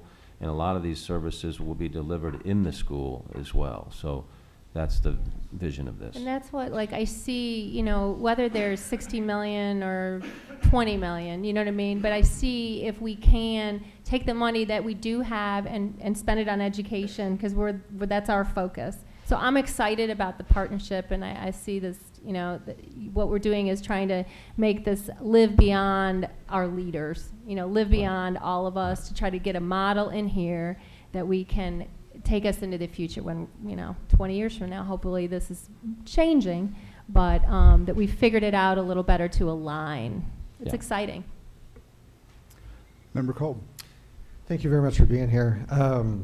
I think, as Dr. Hargens mentioned, one of the biggest challenges that we face is the 6,128 homeless kids in our schools. And you did a very good job of eloquently, describing the difference between a kid who comes in from an advantaged situation versus disadvantaged situation. There's a lot that we can do in JCPS, a lot of money that we can spend to try to bring those kids up. But I think, just as one board member, I would ask you to think about Metro government, funding the Affordable Housing Trust Fund at a level of $10 million a year, so that those kids, have a safe place to do homework, or not. That's an element of the PTSD you talked about, which is not knowing where you're going to sleep that night, is a big factor. So thanks for bringing that up. I would, now to JCPS, one of the things that we need to be doing a much better job of every year for the past 6 or 7 years, our disproportionality in school discipline has gotten worse. And it's quite a tool of inequity, in our city and in our school system.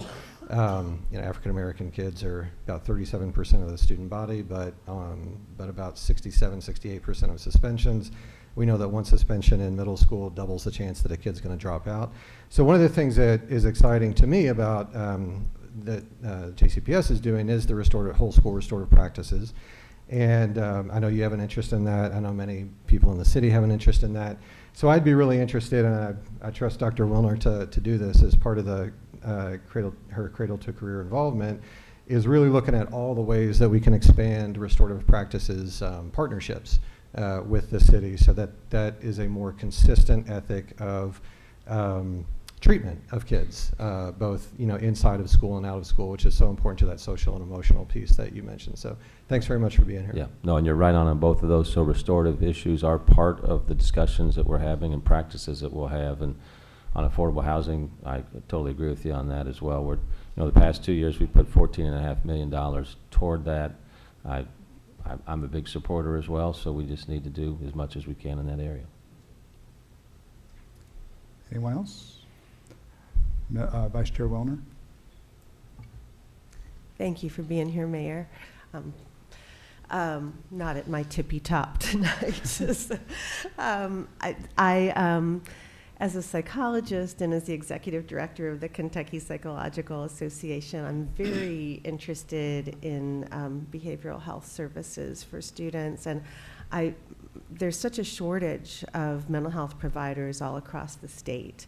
And to address the behavioral health needs of our students within Jefferson County Public Schools and those of their families, we don't have enough mental health providers in the entire state to address that. So I believe firmly that obviously we have to maintain the services that we have, the individual services, but we also have to look at treating structures, treating systems as the patient, making healthier environments, healthier classrooms, healthier schools, healthier community resources. And I have made that point in the cabinet. I've made the point in the behavioral health working group. And I just think that's really important that we tackle it at that level. So a group of us last week had an opportunity to hear from Henry McClendon, who works with restorative practices. He and his group have started a restorative neighborhoods project in Detroit, Michigan. And there's he really outlined more clearly than I have ever heard it, the distinction between restorative practices and restorative justice. Dr. Hargens is nodding. It was so clear, the restorative justice, people hear that word, the term restorative practice, and they're thinking, what do we do with kids once they're in trouble? But the restorative practices piece is all about the proactive, the creating the relationships up front, building a sense of community, a sense of belonging that we know is so critical to kids in our school, but also kids in the community. So I just, and we are, Jefferson County Public Schools is about to roll out whole school restorative practices. You're having a superintendent summit. What date is that? April Thank 11th. you. Thank you. Voices. Thank you. So I'm really looking forward to the summit, hoping that there will be plenty of people from your office there to learn about what's about to happen in JCPS and see how that might align with the resilient cities approach and so forth. Yeah. So. Well, I want to thank you for your participation in all of the programs we've got going on, and you all as a board selected a very able member to participate with us, so thank you. Thank you. Anyone else? Okay, well, I will go last once more. First of all, again, thank you for your time. I know that Dr. Hargens is quite often out in the community. Obviously, I see you all the time as well, and I would imagine that there are many nights or maybe perhaps weeks that your family doesn't get to see you very often. So I will say thank you on behalf of everyone that, for your engagement. So I know Member Duncan kind of got into your wallet this day. I think I may have started that last time you were here because I asked for free water. So I'll tell you, I won't ask you for that again. But regarding affordable housing that Member Colbert spoke to, one of the things we always, hear about and take a little bit of heat about is our assignment plan. In an ideal world, we wouldn't have an assignment plan because we would have equitable housing across the entire county. And just, unfortunately, that is not our reality. And I know last year I'd asked if there was a possibility of there being any type of school board input or school district input, not board, but school district input regarding maybe zoning, the zoning board. Just like to make that pitch out there again. But that being said, I want to commend you and your staff for working with the district, because as I mentioned earlier, or at least a year ago, we have an enormous amount of data. I know you are a data-driven, elected official and a data-driven mayor, and your staff is as well. So we do want to say thank you for allowing us to have some type of data interchange here, and we can, plan for this together. We're not in our own silos. This is collaborative leadership at its best, and I do appreciate that. If nothing else, as the taxpayer. So thank you. I do also want to commend you on something, I guess because I haven't courted controversy enough tonight, but I know that you have recently made an appeal to add e-cigarettes to our indoor smoking ban. I will say, as someone who works in the healthcare field and as an educator who cares about our kids and who knows that this is a growing problem within our youth, I do want to say thank you for that. I do support, me personally, do support that. I know it was a very hard conversation to explain to my youngest boy in Toys R Us during the Christmas season why someone was allowed to smoke in line inside Toys R Us. So that was a really weird conversation. I would appreciate not having to have that conversation anymore. So I want to thank you for that. And again, thank you for your leadership and for your time being here. And Ms. Porter or Member Porter would like to ask another or have a moment. So Member I'm Porter. sorry. I would be remiss if I did not say for the umpteenth time about the Russell community receiving the Choice Grant and the opportunity that I had to co-chair the Education Task Force with Anthony Smith and the work that we continue to do. And you were at, I think, the day that HUD came and they were making the big decision, and we had the opportunity to hear from Mrs. Ali, Lonnie Ali, but also the student that attends Male High School that spoke at your the outdoor activity last. Ahmad, absolutely, and I heard Ahmad at church, at Pleasant View Baptist Church. He's an amazing young man. But I'm saying that because as we talk about different things, affordable housing and those kinds of things, this will be a tremendous opportunity for the Russell area that it has needed for an extremely long time. It will be employment, it will be housing, and it will be education. So thank you for your team that has worked tirelessly to bring that here, and to the Housing Authority, Tim Berry, and everyone. I am excited. We are excited. And here's the word the second time. It's critical that we get that right as well, because it's a great opportunity for our community. So thank you, Mayor. Yeah, no, that'll be a great project, over $200 million. And to help us close the deal with HUD, Lonnie Ali was happy to step up, and we asked a JCPS student, Male High School senior Ahmad Edmonds, to introduce her. He did a great job there, and representing the community at the rally last weekend or last Monday to support our foreign-born community. So you guys should be really proud of Ahmad, and a lot of your students like that are just amazing young folks. All right. So is there a motion to receive this information item? Motion made by Vice Chair Wilner, second by Member Porter. All those in favor? It passes unanimously. Thank you, Mayor, for your time. Okay. Appreciate it. Thank you all for your good work. Thank you. All right. So the next item is to approve the amended meeting agenda. Is there a motion to approve the amended meeting agenda? Member Gies makes the motion. Is there a second? Member Duncan makes a second. All those in favor? All opposed? Okay. All right. That passes unanimously. All right. Next item up for approval is the minutes to the previous meeting. Is there a motion to approve the minutes of the previous meeting? Member Porter motions. Is there a second? Member Duncan seconds. All those in favor? All opposed? Okay, so that item passes unanimously. At this time, it's time for the superintendent's reports. Dr. Hargens, if you would. Chair Brady, members of the board, thank you for the opportunity to present the superintendent's report. Vision 2020 has an action step plan. It's called the Comprehensive District Improvement Plan. We refer to it as the CDIP. And of course, there's our vision.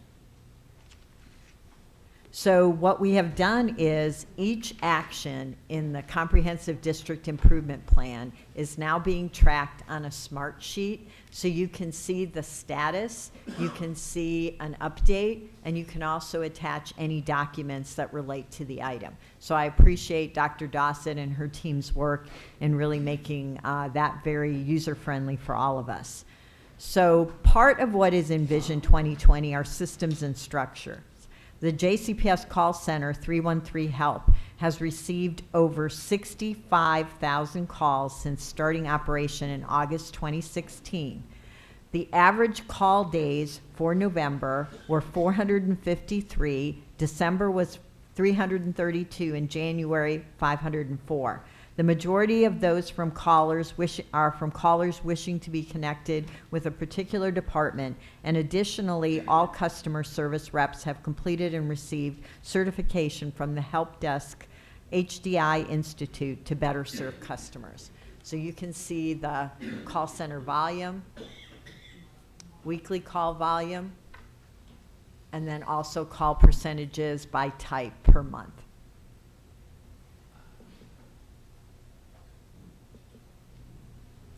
So one of the things that we are talking about is giving examples of when we see Vision 2020. So what I'd like to do is give you each, it's a sticker. So when you're out in schools, which I know you're out in schools a lot, when you see Vision 2020, give that to someone. And they can actually demonstrate that they are actually embodying Vision 2020. So I see Vision 2020 in our work with priority schools, because the priority schools are working on focus area 2, which is developing professional capacity in leaders. So what we know is, based on Marzano's work, that about principals. Principals affect 1/4 of a school's impact on student learning. When we add the principal mediating impact on hiring, training, and retaining teachers, that really accounts for 58% of the total school effect. So our principals and school leaders are actually participating in the National Institute for School Leadership. What I wanted to do is show you that there are 13 units that are really designed to transform leaders. So the schools that are participating in NISL training, the priority schools, are highlighted up on the screen. So highlighted in green are the schools that are participating in the second cohort after participating in the first one. And we are trying to build capacity not only for individuals, but also for school teams. The idea is to develop a common framework for school improvement in priority settings. The CE&S Foundation, the Humana Foundation, and the Bounce Coalition is sponsoring a series of screenings of the film Resilience, the Biology of Stress and the Science of Hope. The educator screening of the documentary will be Thursday, February 23rd at 6 p.m. at Gaines Academy in Durrett Auditorium. Doors open at 5:30. We will view the documentary, followed by a panel discussion around opportunities, barriers, and implications for the students being served in Jefferson County and the greater Louisville area. We hope that everyone can join us. The Diversity, Equity, and Poverty Department sponsored the Educators Rising District Conference on February 2nd at U of L. The keynote speaker, our own Dr. Lisa Herring. Students from Atherton, Fairdale, Louisville, Male Seneca, Southern, and Wagner competed in 7 competitions. The State Educators Rising Conference will be held in Frankfurt on March 11th. During the fall in 2016, this last fall, a group of experts were convened to review the district's 18 legally required and 13 best practice sample policies the SBDM policies to ensure that they are both culturally inclusive and sensitive, and to provide suggestions for improvement. So these revised samples are available on our SBDM website under the tab Council Member Resources. So the group, and I just want to highlight how much work this group put into this. They reviewed almost 1,000 additional council policies throughout the course of 6 meetings for a total of 46 hours to provide suggestions to ensure that individual council policies are culturally inclusive and culturally sensitive. In only 47 cases were there suggestions for improvement specific to the individual school council policy. These suggestions are being sent to the individual principals this week to be shared with their councils. And examples of the suggestions were, how can we make the statement in the policy more positive? Can we add other methods the school can use to reach parents of diverse backgrounds and situations? And are there any thoughts about ensuring diversity or efforts to increase diversity in the policy? So the Office of Site-Based Decision Making, led by Dr. Stenton, would like to thank the following individuals for participating in this lengthy review process. Cherie Dawson-Edwards from the University of Louisville, Kirk Lattimore, retired JCPS principal and assistant superintendent, Kenya Natis, the principal of Rutherford Elementary School, Marion Vassar, an active SBDM parent representative and the director of diversity education and inclusion at the University of Louisville, and Dawn Wilson, the education chair of the Louisville Metro Human Relations Commission. That's a lot of work, and we promised that we would do it, and we promised we would review every policy, and that work is completed. So thank you, Dr. Marshall and Dr. Stenton. In updating, here's our dashboard. We always look at data, so you can see that, again, just to remind you, this is about time on learning. So what the board asked us to track is attendance, both staff and student, and behavior incidences and suspensions, which are time out of school. So you can see that we're trending the same with attendance for both students and staff, that we are up at this time of the year for actual behavior incidents, and we are tracking everything. And then you can see the suspensions, where they were last year and where they are this year. And the board has access to actually drill deeper on all of this information. So this is the student average daily attendance trending the same, the staff average daily attendance also trending the same. Behavior occurrences, we know they're up. We're recording everything. Student behavior, I like to always show you the top 3 student behaviors. So failure to respond is one of our top events for all levels, and student conference is one of the top resolutions for all levels as well. So we always tell you about certified vacancies. We've had 23 resignations, 7 retirements, 16 transfers and reassignments, 20 new positions. So there were only left 2.5 vacancies that have been vacant all year for a total of 73 positions. And you heard at the work session the work going on to fill all the vacancies. So you will recall last year the board approved the Student Support and Behavior Intervention Handbook. As the school district continues to plan for the 17-18 school year, we will be initiating the process for updating this Student Behavior Support and Intervention Handbook. As an integral part of the process, the district is seeking feedback from Jefferson County stakeholders. We are interested in gathering feedback from both individuals and relevant stakeholder entities. Stakeholder entities such as unions, community groups, local organizations will have the opportunity to gather feedback collectively and submit recommendations formally. We will be reaching out to many of our partners to encourage voice from students, parents, community members, and staff. Opportunities will be made available online, in person, and by phone. Feedback protocols will also be available at the Van Hoos Education Center during normal business hours. We would like all feedback by March 7th. After that date, we will begin compiling feedback for consideration in the revision process, and the feedback data will be reviewed by both internal and external role groups for final recommendation, of course, to you, the Jefferson County Board of Education, in late March.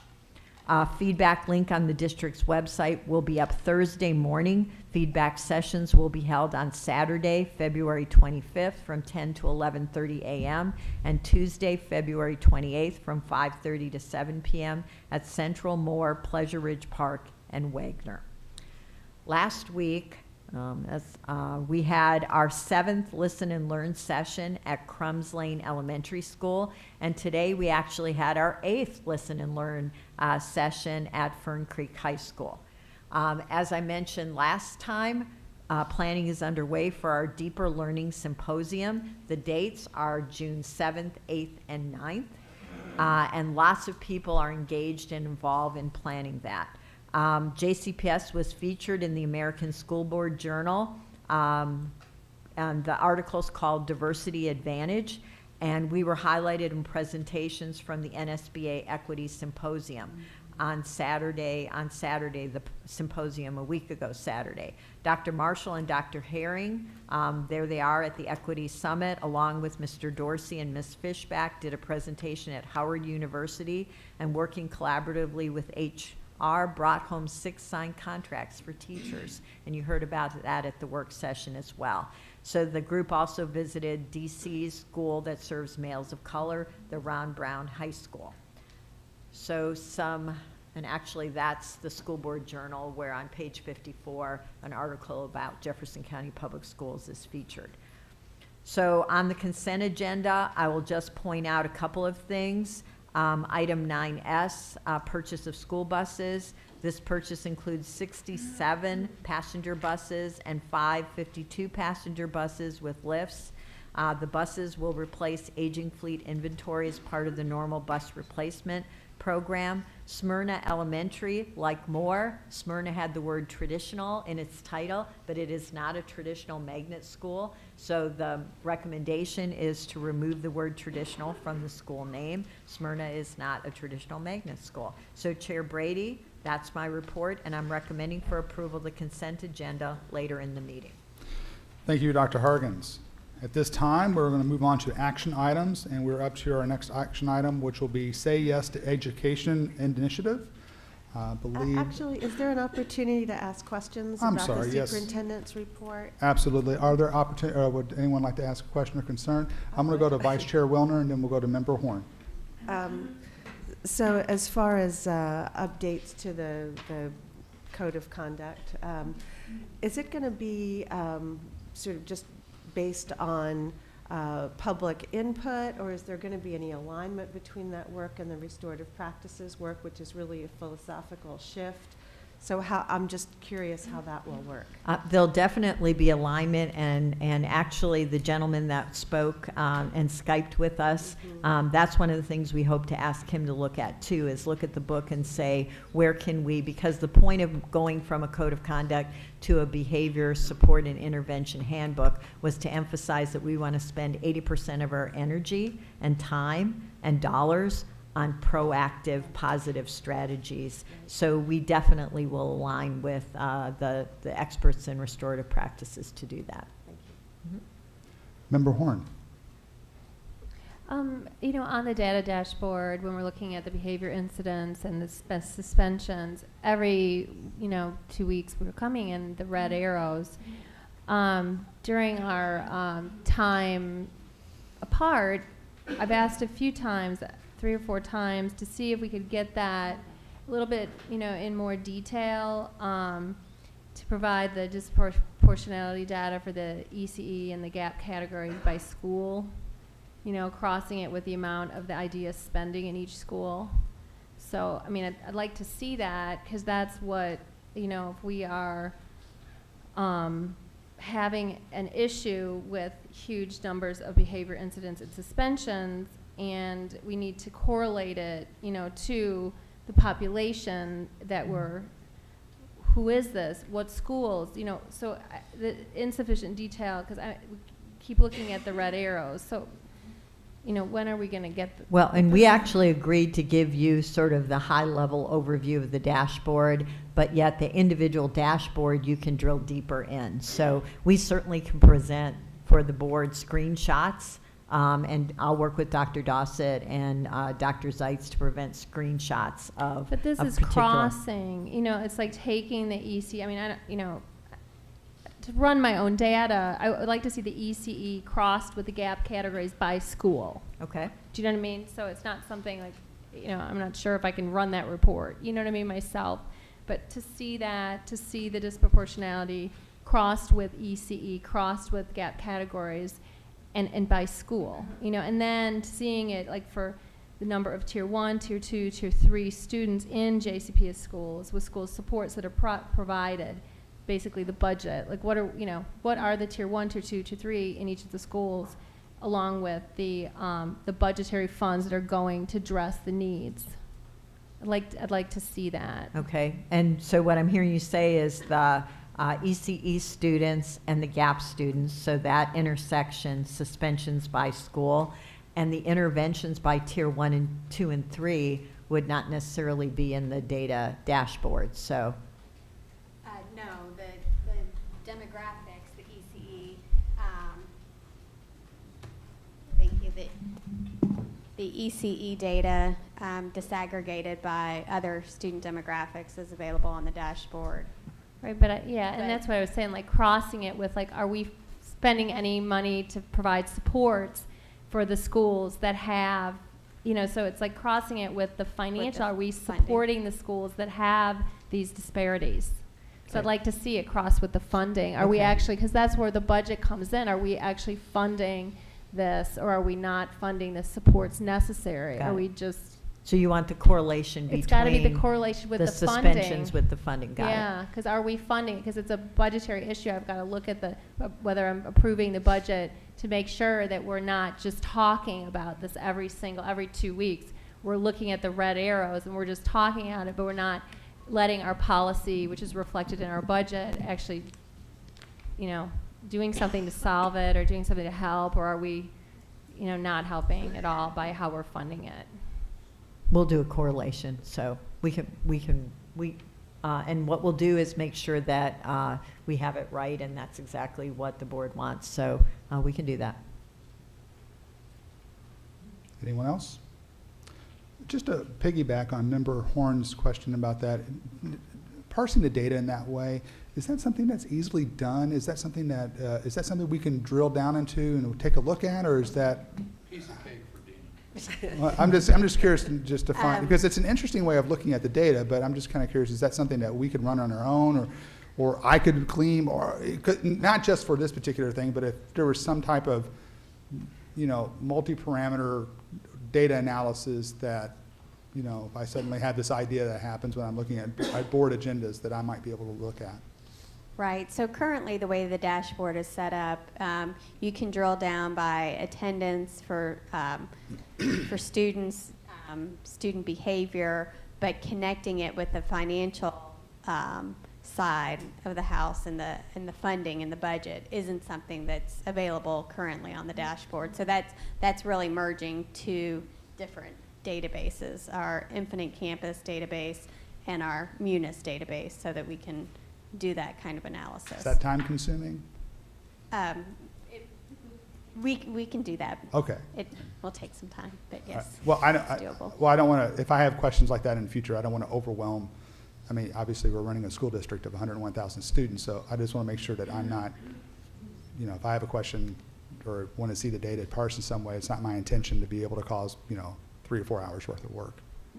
We appreciate that. Thank you, and we'll definitely let you know about how long it would take to do something like that or those types of requests, but we're happy to help analyze data. All right, I just thought it was an interesting way of looking at the data there. Okay, so we don't have to receive or vote on this, so we're going to move on to the next item, which again will be the first action item, which is a Say Yes to Education initiative. I know Vice Chair Wilner, if her voice is able, would like to speak to this. Turn it over to you and whoever else might be presenting. Is there anyone else presenting with you? Jonathan's my backup. Okay. So he's got me here, right? Thank you, Jonathan. So Say Yes is an initiative. The school district Actually, the city of Louisville was approached about applying to become a Say Yes city. One of the Say Yes assumptions was a full last dollar tuition scholarship for graduates. And due to a variety of factors that are specific to our city and our state, it turned out that the fundraising needs for that were going to be, was it 3 or 4 times? 4 times what the amount of the initial estimates. And I don't want to go too far in the weeds, but I think it's interesting what the 3 main reasons were. One main reason is compared to the other cities and states, North Carolina and New York, that had the Say Yes initiatives in place, Jefferson County Public Schools had many, many more affluent students. So to provide full tuition dollars to affluent students, there was going to be a much larger gap to fill. So I thought that was really interesting. The other thing that's interesting is that tuition to the state universities in Kentucky is significantly higher than the state university tuition in New York or North Carolina. And state aid in those other 2 states is significantly higher than it is in Kentucky. So for those 3 factors, Say Yes is now in its original state as initially presented to us is off the table for now because it really hinged on that ability to provide the full tuition scholarship. So the good news is Say Yes is launching a new partnership and Louisville is definite or in the running to be part of this new partnership? I think you may not be on.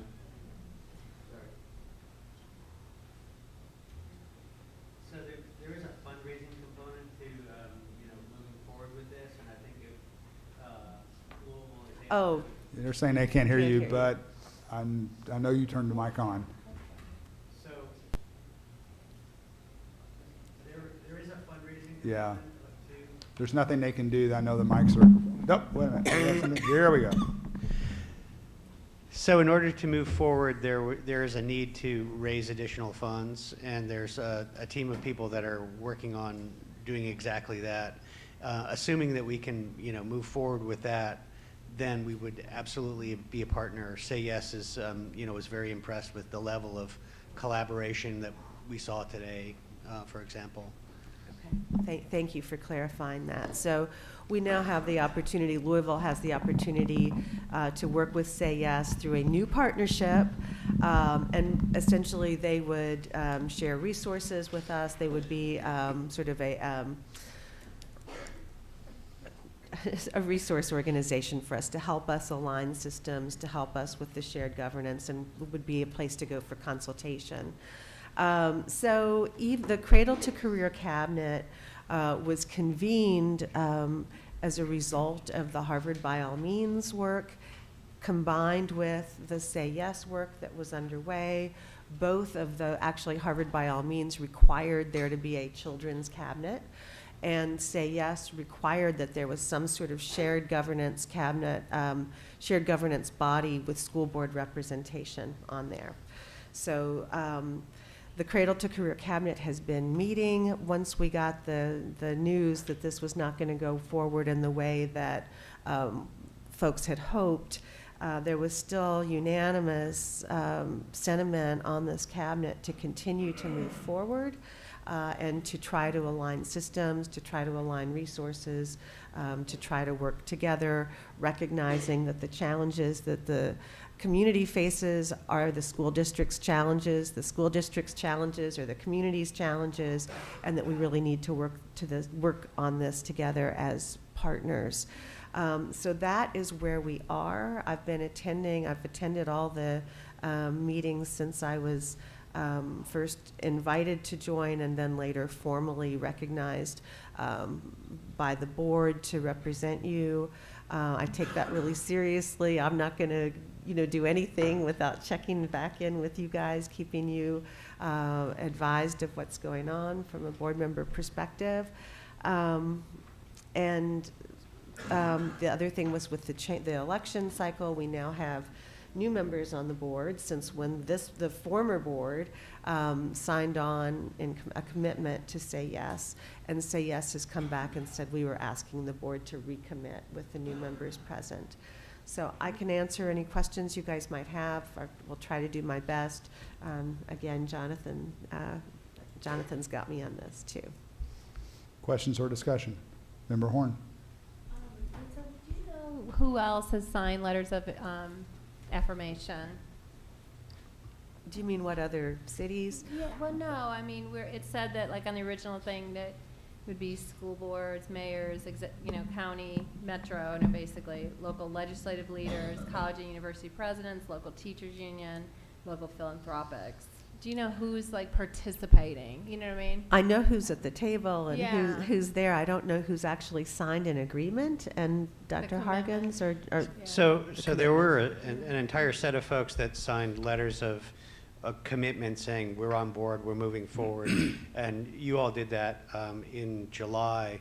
I'm not aware of other organizations that are recommitting. I think it's specific to the idea that with new board membership and the centrality of the school district along with the city as sort of the two lead entities, that they just wanted assurance or clarity about the position of the board. I'm just wondering who else is at the table. I'm not there, so I don't know who else is who else. Like, has our metro government committed? Have legislatures, all of them, been asked to commit?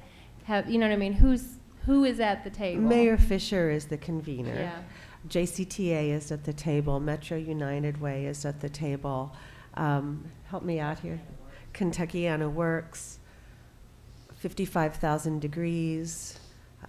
This is a Louisville initiative, so it's not, state legislators. It's all Louisville community folks. So two thoughts about that. This was kind of an informal set of people, and one of the things that's going to come out of the retreat that's happening in February is greater degree of specificity. Are there people who should be at the table who are not currently? And do we invite them? And so that, I think it's a moving target. And with regard to, state level folks, I think the sense was, let's collectively as a community come together and then collectively have a conversation with state level leaders about what it looks like and how we could partner with them.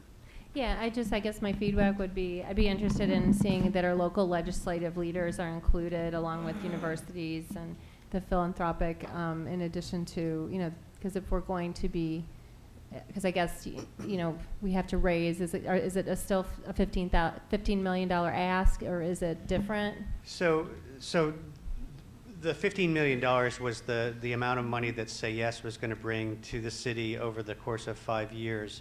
Right now, the general plan is to look for philanthropic support to get the ball rolling. So we're not going to do a $15 million ask, but rather get a sufficient amount of funding so that we can set up the infrastructure for it in the next several months. So a smaller amount of money, but with the understanding that we'll have to figure out sustainability over time. And I was really encouraged by the organization that Say Yes was partnering with, America's Promise. That was Colin Powell's. Just a nonpartisan, very across the board. I think all the U.S. past have signed on. It's just a great organization. I wasn't familiar with the Weiss Institute. I guess it's the founder of Say Yes. I couldn't find it online, but I guess it's new. Is it new or? It doesn't exist. Yeah, it doesn't exist yet. So we're like cutting edge here. It's going to be announced in April in a national thing with America's Promise, and the idea is that Say Yes is trying to figure out ways to disseminate the information and knowledge that they've learned over time to places where they're not going to be a Say Yes city. So we're actually like a great place for them to think about what that looks like, and they're excited about the partnership moving forward. We just have to figure out how we're going to fund it. I do want to mention just a few other community partners that are part of it. So JCTC and University of Louisville are both there, the Gaines Foundation, Urban League. So those are others that popped into my head. I'm sorry I don't have a comprehensive list, but we can. And then also just, I think that my concern would just be that we need to make sure we're inclusive of local legislative bodies. Any further questions or discussion? All right. Now I just want to say on behalf of myself and probably I would imagine our colleagues, Vice Chair Wellner, thank you for your time and commitment to this issue and volunteering to serve on this. I know that being on the board, as we all know, is very time consuming, and this is on top of that. So thank you very much, and as the mayor said, we are very grateful that you're taking point on this particular issue. All right, so this is an action item. Is there a motion to approve this action item? Motion made by Member Porter. Is there a second? Motion made or second made by Member Culp. All those in favor? All opposed? Vote is unanimous. All right. So now we move on to our second action item, which is the approval of the establishment of board committees. This was talked about in our previous meeting when we had discussed during our work session of creating basically two regular committees of a policy committee and a facilities committee. There was also additional discussion regarding finance, academic opportunities, and climate, culture, and equity advisory committees. Those items will come back before the board later on, but we want to try to establish our just the basis of the committees, because it does require an action item, and then it will go on from that point. So this is an action item. Is there any questions or discussion regarding this item? Okay. Is there a motion to approve this item? Motion made by Member Kolb. Is there a second? Motion made by Member Horn. All those in favor? All opposed? Item passes unanimously. All right. So now we're on to our second informational item. And at this time, I want to ask that we discuss our acceptance of the internal audit status report for 2016-17. Dr. Hargens, would you like to introduce this item? Actually, we have Mr. Jim Tenza here who will deliver the report. So thank you for being here. You're welcome. Thank you. All right. The purpose of my report is to comply with the requirements of the Internal Audit Charter, which states that the board should meet with the head of internal audit at least twice annually, and it's also best practice for the board to meet directly with the internal audit leader so that you can gain an understanding of what we're doing, how we're doing it, the reports and findings, and also so that you can advise us if you want us to change our plan or if you have questions about what we're doing. So really three things I wanted to cover. One is the status of our internal audit plan and the results of the work. Second, and then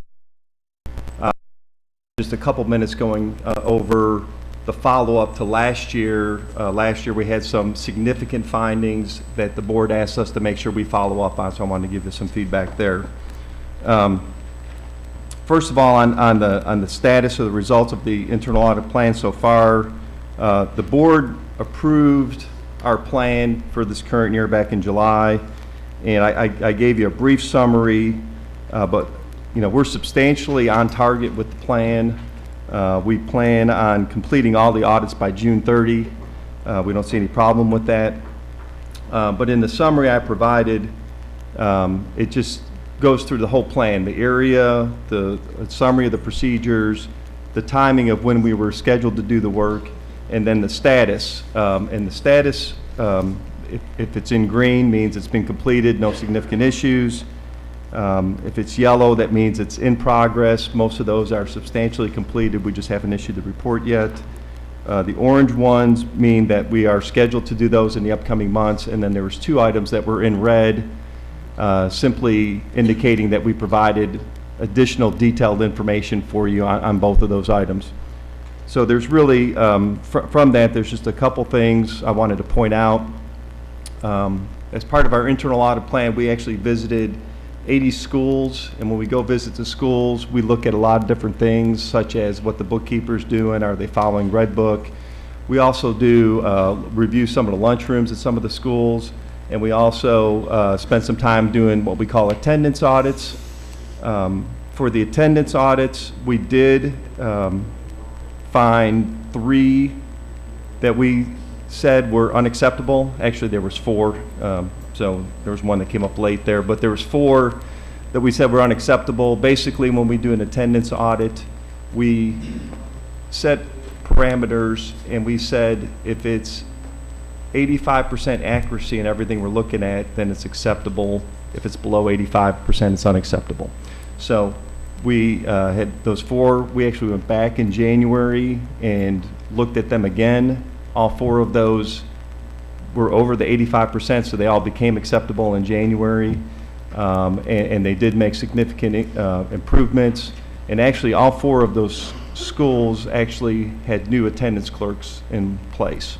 So the thing is that whatever we found wasn't working, they addressed those and got those fixed.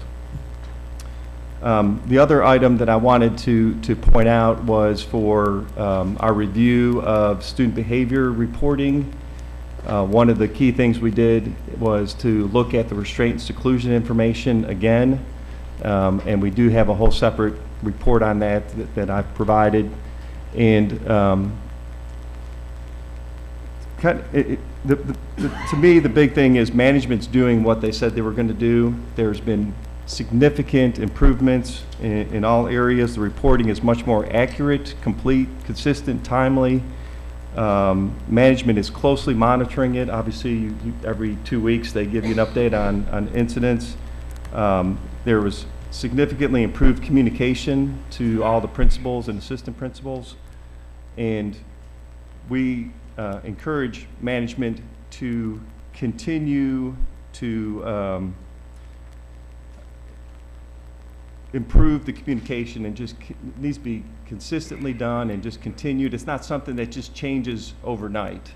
So for example, when we went, part of our procedures that we did is we actually met with 10 of the principals, assistant principals at schools, kind of did a Q&A with them, and we did get some questions like, well, I'm not sure who I turn to for this question I have on documentation, or if this, this technique, how do we report this? So we got some questions, even though there's been great improvements, examples given. It's just when you have 150 some schools and that many principals and that much information, and there's changes made, it's just you have to continuously provide that information and communication. So we just encourage management to continue with their communication with the principals. And then the third thing from the status report that I wanted to point out is on the IT systems. We did do a significant amount of work on the IT systems. We did do testing of the data security procedures. I think Dr. Razor provided a report back in the fall. We actually went and verified, did some additional testing, no issues, no problems there. We did also go back and look at the system that the bookkeepers use for accounting purposes. It's called EPS, E-P-E-S. And we did have last year several findings. This year when we went back out there, there was again great improvement, but there were still some things that need to be fixed. And we provided a little bit of information to you all on that. But it's things like administrative functions, who gets access to what and how it's set up. It really should be the IT department doing that, not internal audit. There's some things like the principals and office aides don't have unique password, or basically it's just set up as principal, so someone else can probably get in. And so there's a few things like that that still need to be improved, and management's planning on doing that. I think part of getting in a position to kind of coordinate and oversee the bookkeepers will be helpful in that. So there's still some improvements that need to be made there. As far as the hotline, just very high level, there were, through December 31st, there were 81 reports that came in through the hotline. That's down slightly from last year. Last year there was a total of 180 for the whole year, so we'd expect there to be about 90, so we had 81, so it's down slightly. Most of those are bullying type matters. The hotline is open for students and parents and others to report potential bullying. So a vast majority of those are bullying type situations. And the good thing is that all of those things that are coming through the hotline are being responded to appropriately and being closed out timely. So most all of those have been closed out, and really, nothing really major that we need to discuss here. But I think the hotline's working well, and they're being handled appropriately. And then the last thing I wanted to touch on is on the follow-up to the significant findings from last year. There's essentially 9 areas that we deemed to be significant findings last year, and right now there's only 2 of those areas that we have tested that we feel are completely or substantially remediated. One of them is the restraint and seclusion. The other one was cash receipts procedures at Mazik. Both of those have been handled appropriately. The other 7 areas, management's either still remediating or they have remediated, but we just haven't tested it yet, kind of a timing type issue. But the good thing is we do feel management is taking all of our comments seriously and working diligently to remediate those. So I'll stop there and take on questions or comments. Questions or concerns? Member Duncan. Jim, last year you said something about recommending centralizing bookkeepers. And are you still of that mindset, or do you think that there's sufficient work's been done to address what you were talking about? We still do need, what management is recommending is to have a position in the central office that'll oversee the bookkeepers.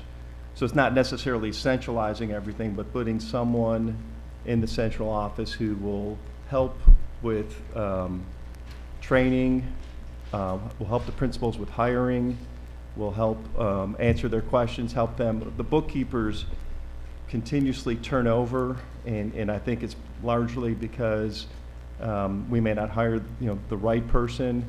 Also, I think they get a little frustrated. They don't know where to turn and who to ask questions to. So I think having someone oversee them, training, hiring, will be extremely helpful. So it's not completely centralizing, but we think it's a really good step to take. And so my understanding is they're in the process of, that position may have been approved, or?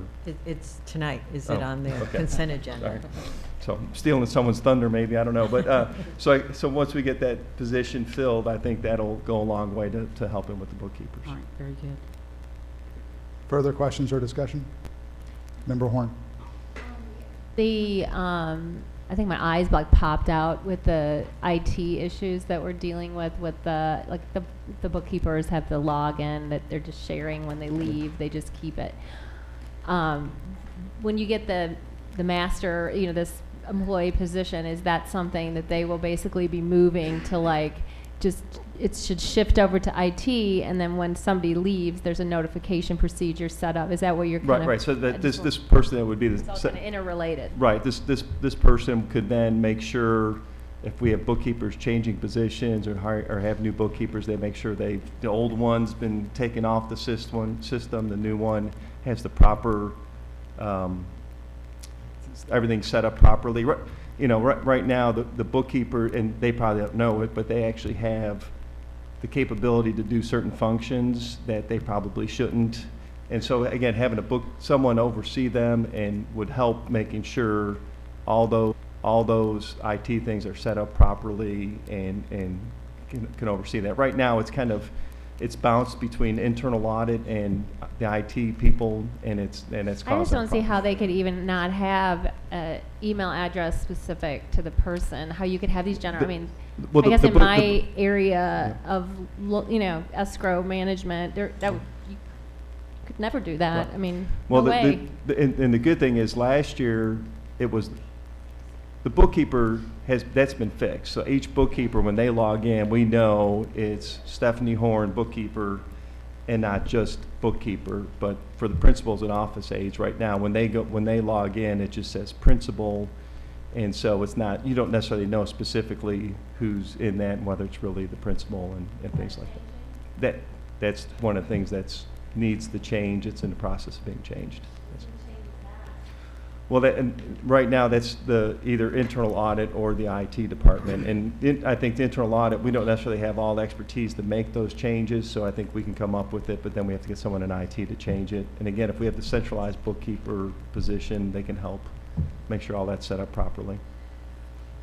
And I'd just like clarification from Cordelia. I just looked at it. It's an accounts payable control clerk. That's not the one that we're talking about. So has that one been brought to the board, or is it coming? It's coming on the next board. The next agenda. Okay. Just want to make sure I clarified that. Further questions? Vice Chair Wellner? So, hi, Jim. Hello. When you came to us with the seclusion and restraints internal audit that you did, one of the things that was identified was this code of silence. And I know that that's a really qualitative kind of a thing. It's sort of outside your more quantitative mindset and what you ordinarily do. Is that something that we're continuing to watch? And is there some meaningful way to monitor that to tell if we're making progress? Well, when you see the numbers about incidents going up, I personally think a large part of that is because there's not this code of silence. People are reporting everything, and we've been telling them continuously, we need to report everything. We want to capture all the data. And so, and I know when we talk to principals and assistant principals, I think there's a real conscientious effort to say we want to report everything, we want to capture everything. So, it's not something that just changes overnight, but we do see a huge improvement, and again, I think that's a large part of why the numbers are up, is because people are fully reporting information. Member Duncan. I just had another question. Jim, there were several recommendations in here, and were you going to discuss those recommendations, or are those recommendations given to Dr. Harkins? Because several of them had to do with monthly monitoring of things, quarterly monitoring of behavior incidents, organizational chart review. You had several things like that. Were those given to Dr. Harkins to put on our calendar, or what happens to those? Yeah, what we did, we wanted just to provide an update. It's really all of our recommendations are being addressed, and so I think we just wanted to provide kind of here's the progress so far. And I know Dina has, with the smart sheet, we track all of the recommendations and how they're addressing them and where they are in the status of addressing them. And so I don't know that, I guess I just want to report that progress is being made and they are being addressed. I don't know that you need to know all of the specifics, but I did, in the one report, it does have, for the restraint and seclusion, it does have all of the findings from last year and kind of the current status. Mm-hmm. Dr. Harkins, the recommendation was a monthly report on seclusions and restraints. Is that something that we can expect to be added to what we're doing? Because right now, we had behavior incidents, and then you broke it into the bullying specifically, but can we expect a monthly report on seclusion and restraints or not? We can do that. Right now, our interpretation of that recommendation was to provide schools with the monthly report so that they can be monitoring and making sure that they're entering that information in and tracking their progress and looking at their data this year compared to last year. So each month, our department sends out monthly data reports to schools. And so schools have been receiving that since October when we issued that first monthly report. So schools are getting monthly reports. And if you want to see, I think on the incident data, you can drill down by incident, I believe. Yes, so on the board data dashboard that's available to board members as well as schools, if you click on behavior event and have and the resolution, restraint or seclusion, you can see that data updated. Well, every day. I noticed one thing that he recommended was to kind of give us trend information about incidents and specific. You know, last year I was so excited because I thought, okay, we're going to finally get to see track some individual offenses that are happening, so we can see if we're making progress on those or not. And you named 5 of them, I guess: bus referrals and bullying, harassment, and I don't remember a couple more. You had specifics, and I thought that was a great addition to our knowledge of what's going on in the way of discipline. And you said quarterly reports with kind of a trend look at these. So is that? I mean, I think that's a good thing. Shouldn't would that be something that Dina, you could provide the specifics of that, those areas that he named, and on a quarterly basis, give us a picture of what's happening with those things, those 5 areas. Yes, we can do that, and we can put it all together for you. The board dashboard does let you track by incident, and it goes back 3 or 4 years. So that data shows you this year compared to last year, but you could go back previous years to look at trend, or we could put together a report like we do for the schools. So the schools get monthly reports, they get quarterly reports. Yeah. I also want to mention that we have been working really closely with Katie's team to help with not only data monitoring but cleanup process as well. So sending out reports to schools so that they can make sure that the data is as accurate as it can be. And so there's a lot of what we're calling error reports that schools are in the process of cleaning up, and those reports are looked at weekly, and in fact they can have access to those data reports on the dashboard side as well for schools. So, but if the board wants a quarterly report pulling out just those 5 events, we can create a custom report that does that. Well, I would appreciate it. I don't know about the rest of everybody, but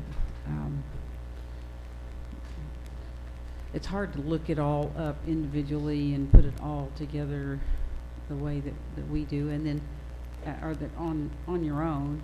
And then I just think sometimes we all need to hear the same thing, about what are we doing? Is it getting better? If we're doing restorative practices, is it having an impact on these things? And I just think putting it in front of us is a helpful thing. I ask, so do we need to vote on it to make it happen? I'm just going to add it to the calendar.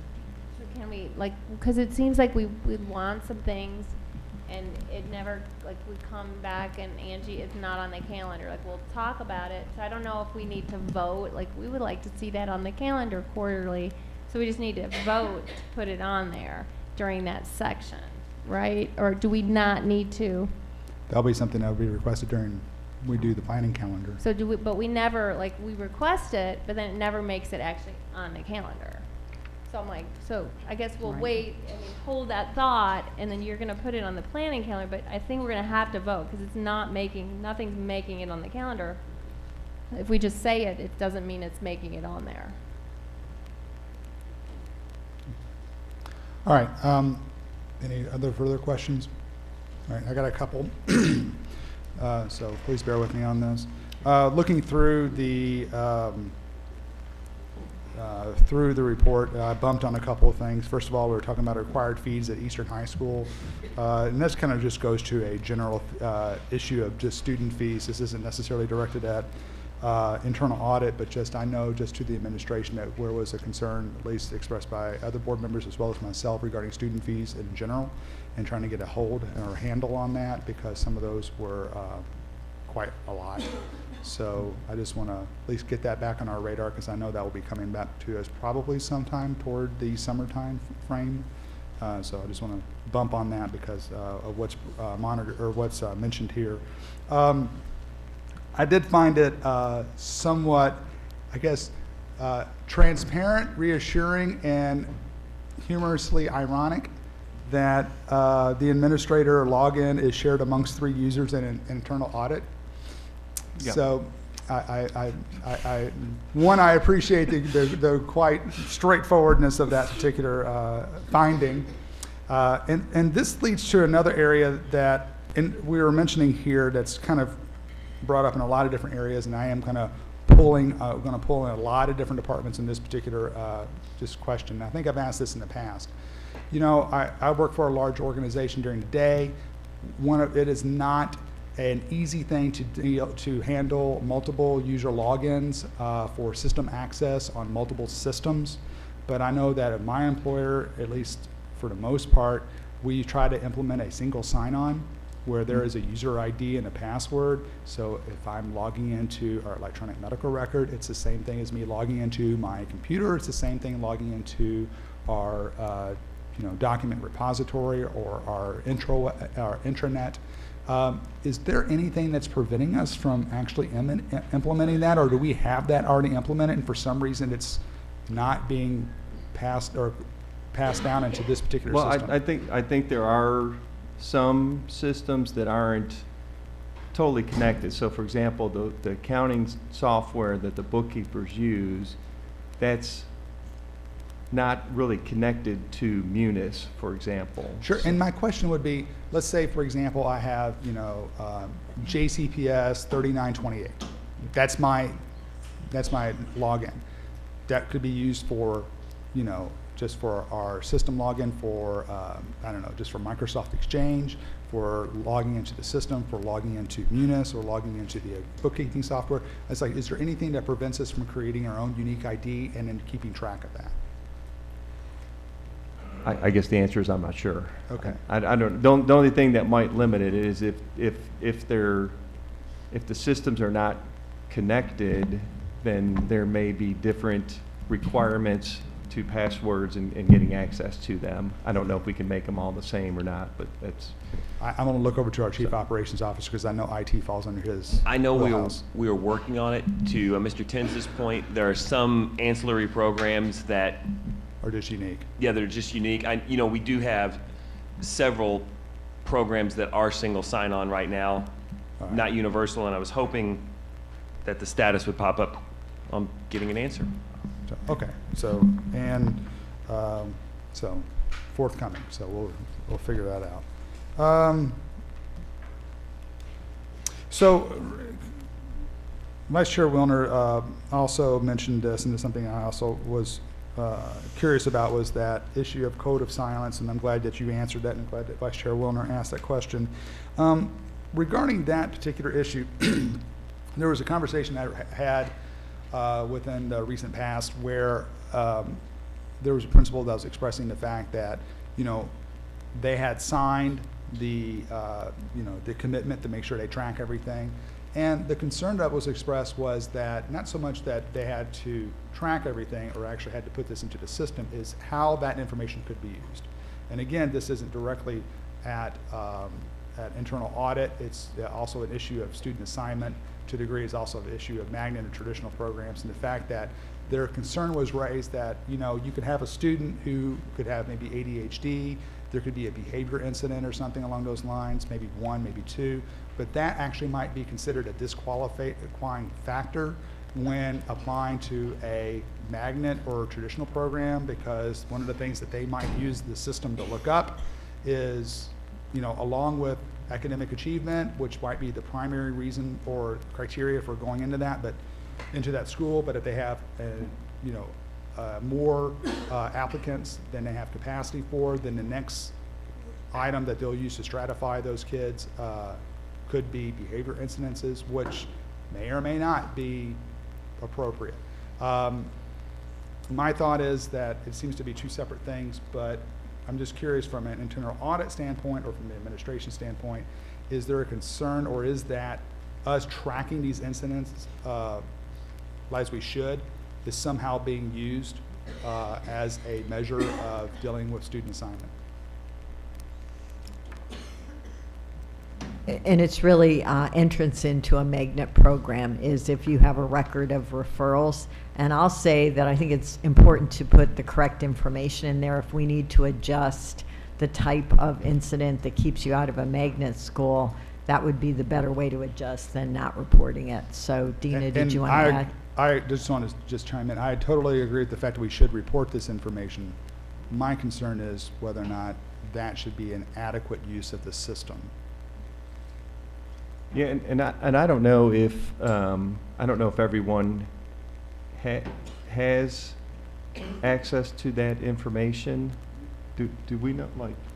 So that behavior rights should just be available for those students at that school. So another school shouldn't be able to log in and see a student in a different school and their behavior information.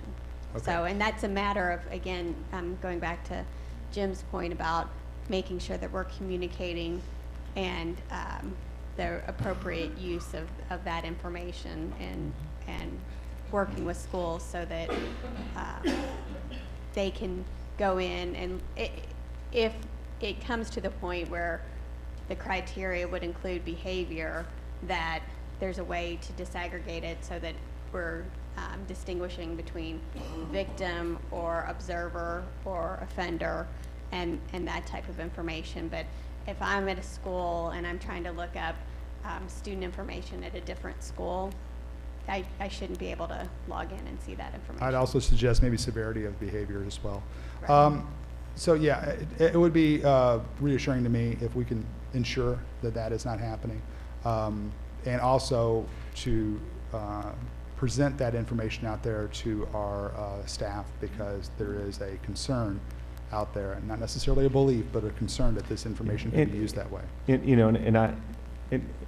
I don't know that the data supports this or not, but I think generally, as we talk to some of the principals, assistant principals, if there's an incident that's required to be reported, we feel that they are accurately reporting that information, first of all.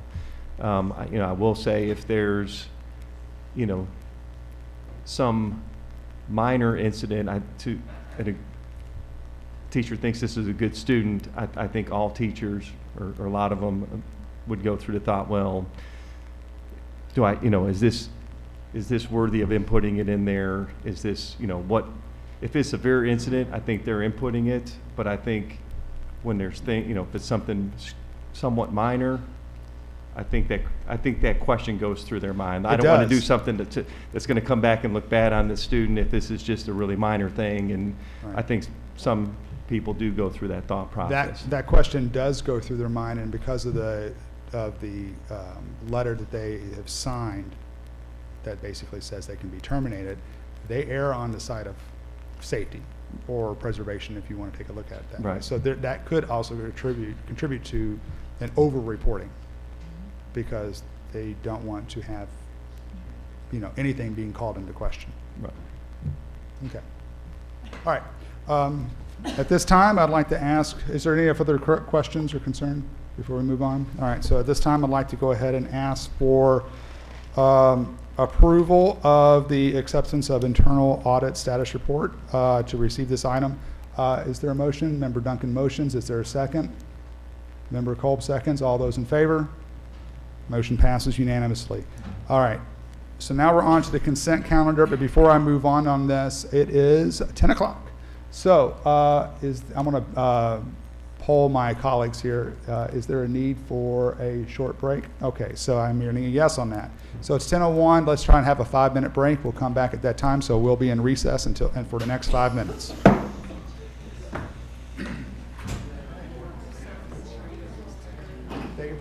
There was a malfunction on the mentioned earlier. There was there was a malfunction with the equipment, and they weren't able to.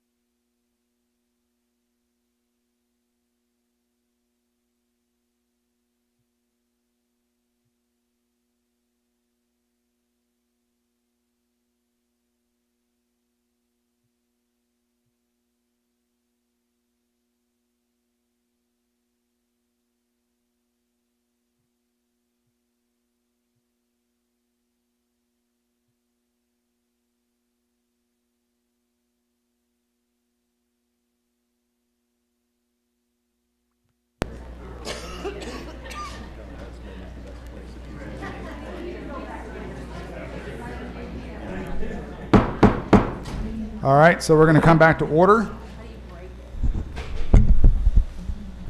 All right.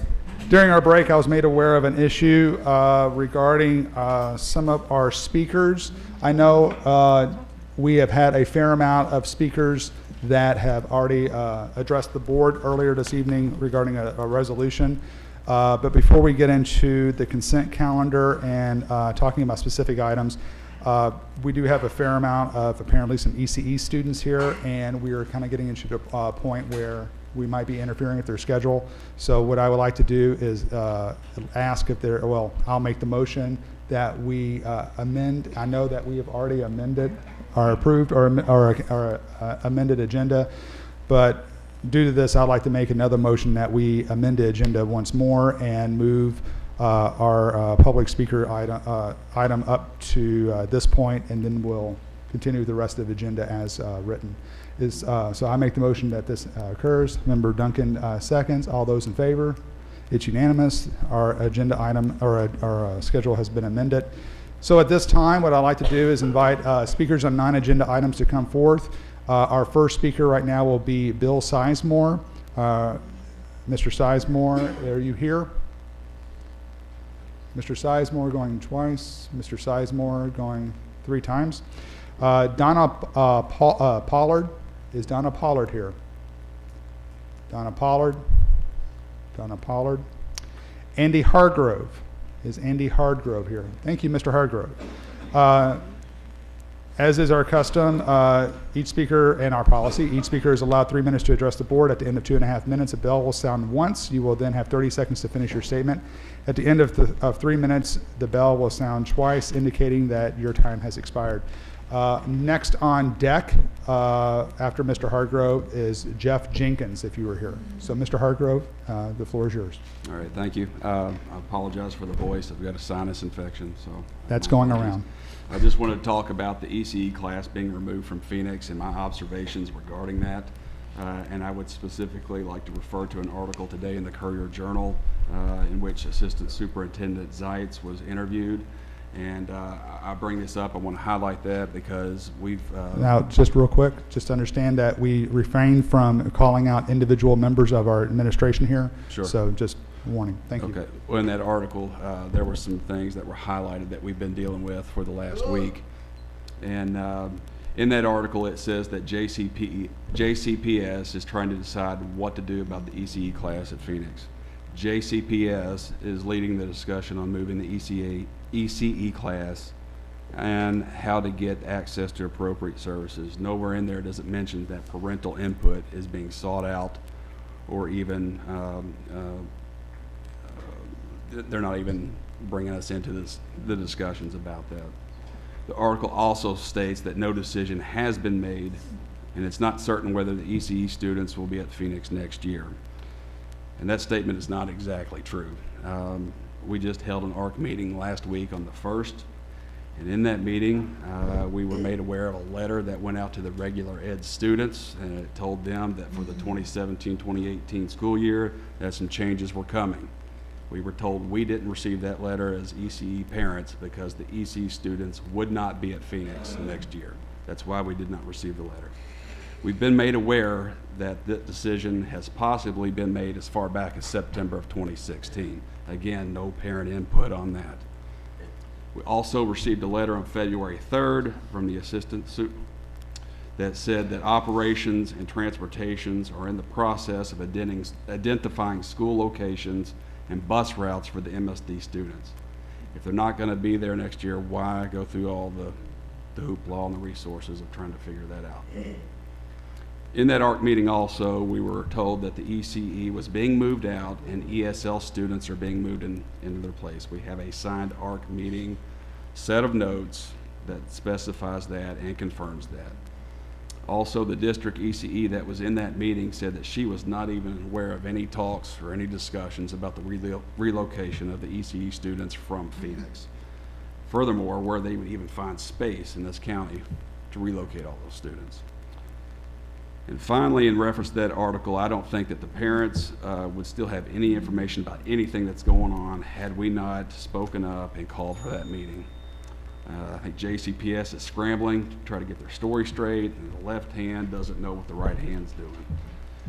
And I'd like to cite in this handbook the importance of communication that this student handbook puts such a high premium on. It says schools with a positive climate and culture have effective communications among schools and parents. There's been no effective communication with Phoenix. It also addresses the Vision 2020 collaboration, and it says that collaborations, relationships, ECE students don't fit into that vision. Thank you, Mr. Hargrove. As I said, next will be Jeff Jenkins. Is Jeff Jenkins here? Mr. Jenkins, again, you have 3 minutes. At the end of 2.5, you'll hear a bell. That means you have 30 seconds. At the end of 3, your time has elapsed. Next up on the speaker list is Rita Ward. Mr. Jenkins. Thank you for moving the agenda ahead a little bit so we can get this guy home. Sure. My name's Jeff Jenkins, my wife Christy, and this is my son Kendall. Kendall's a 6th grader at Phoenix School. We received a letter via email from Assistant Superintendent stating that there will be a meeting tomorrow night. Let's go back to the process. Early January, we learned verbally that the MSD ECE will be moved out of Phoenix. We contacted the principal of the school. He called my wife and told him that it was due to ESL needing a home for 1 year. Since ESL was going to get their own school in 1819, they were going to dislocate the MSD students for 1 year. Not satisfied with that answer, we attempted to contact higher up, Assistant Superintendent, on January 18th. Received no reply. On February 1st, after we learned that the principal has been telling staff members, quote, "This is going to happen," I again reached out to Assistant Superintendent, quoting, "Many elements and challenges impact our work at this particular facility." Was also told that Dr. Hearing was going to convey a meeting that was going to include important members of what's going on. However, that meeting was canceled. Friday, we actually received notice of the letter that I believe that Ms. Gilpin says you all may have or will have after this meeting. What everyone involved in this decision needs to understand, these children cannot be shuffled around. What message is this board going to send if you uproot these kids who, by the way, were accepted into the school, and now you're going to say, oh, you're not good enough for an alternative school, you need to go somewhere else. These kids don't transition well. This is my son's first year at the school. We toured several facilities, including private facilities. The Phoenix School, the principal, Miss B, the counselor. He walked out of that room, "Oh, it's my school, Dad. That's my school." Everybody was sweet. He's very excited. My son has flourished there. As a parent, I'm appalled this decision is possibly taking place. This all started in September, 5 months ago. Late September, early October. Individuals with Disability Act states parents and guardians will be involved. JCPS's own ECE did not even know this was going on. My wife demanded a face-to-face with the Assistant Superintendent. The meeting has been set up for tomorrow at 5:30 at the Phoenix School. Safety has been the theme of tonight. When bus comes and picks up my son in the morning, pretty sure he's going to come home. I don't have to worry about that. That's been the big theme. I asked the board to intervene and stop these discussions before they go any further. On the way here tonight, my son pulls out a letter, apparently from her classmate. What's her name, bud? Michaela? Michaela, yes. I love Kendall because he helps me with my walker and my wheelchair. So that's why I love Kendall. He is so sweet to me, and my Kendall get along together. I love Kendall. We play together in the gym. I think they're doing something right. I think they need to stay. Thank you. Thank you. Next up is Rita Ward, Miss Ward. And after that, Rob Matthew. I believe I saw Mr. Matthew leave. And after that, there'll be Robert, since Rob Matthew's not here, Robert Hardgrove will be next on deck. Miss Ward. I'm going to read this real fast because I have a lot to say and I only have 3 minutes, right? Anyway, Superintendent Hargan and board members. My name is Rita Ward, and I'm an attorney with the Institute for Compassion and Justice, a nonprofit law firm that represents children and young adults ages birth to 25. I primarily work with families and students with educational issues in JCPS schools. Many, if most of my clients are the types of students that schools would rather not have to deal with, what I call throwaway kids. It is in this capacity that I'm speaking to you today. I'm quite concerned about the changes that will be made to Phoenix School Discovery next school year.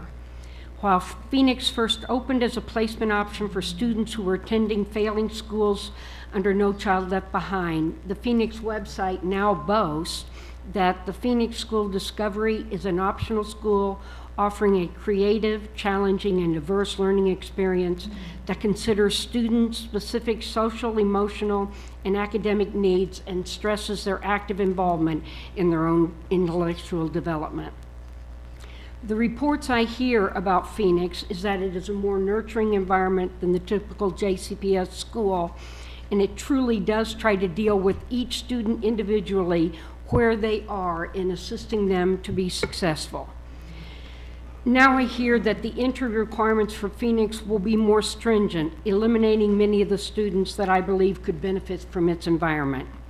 Requiring a 2.5 grade point average, 90% attendance, and no suspensions would eliminate any student that I have worked with from inclusion in this program.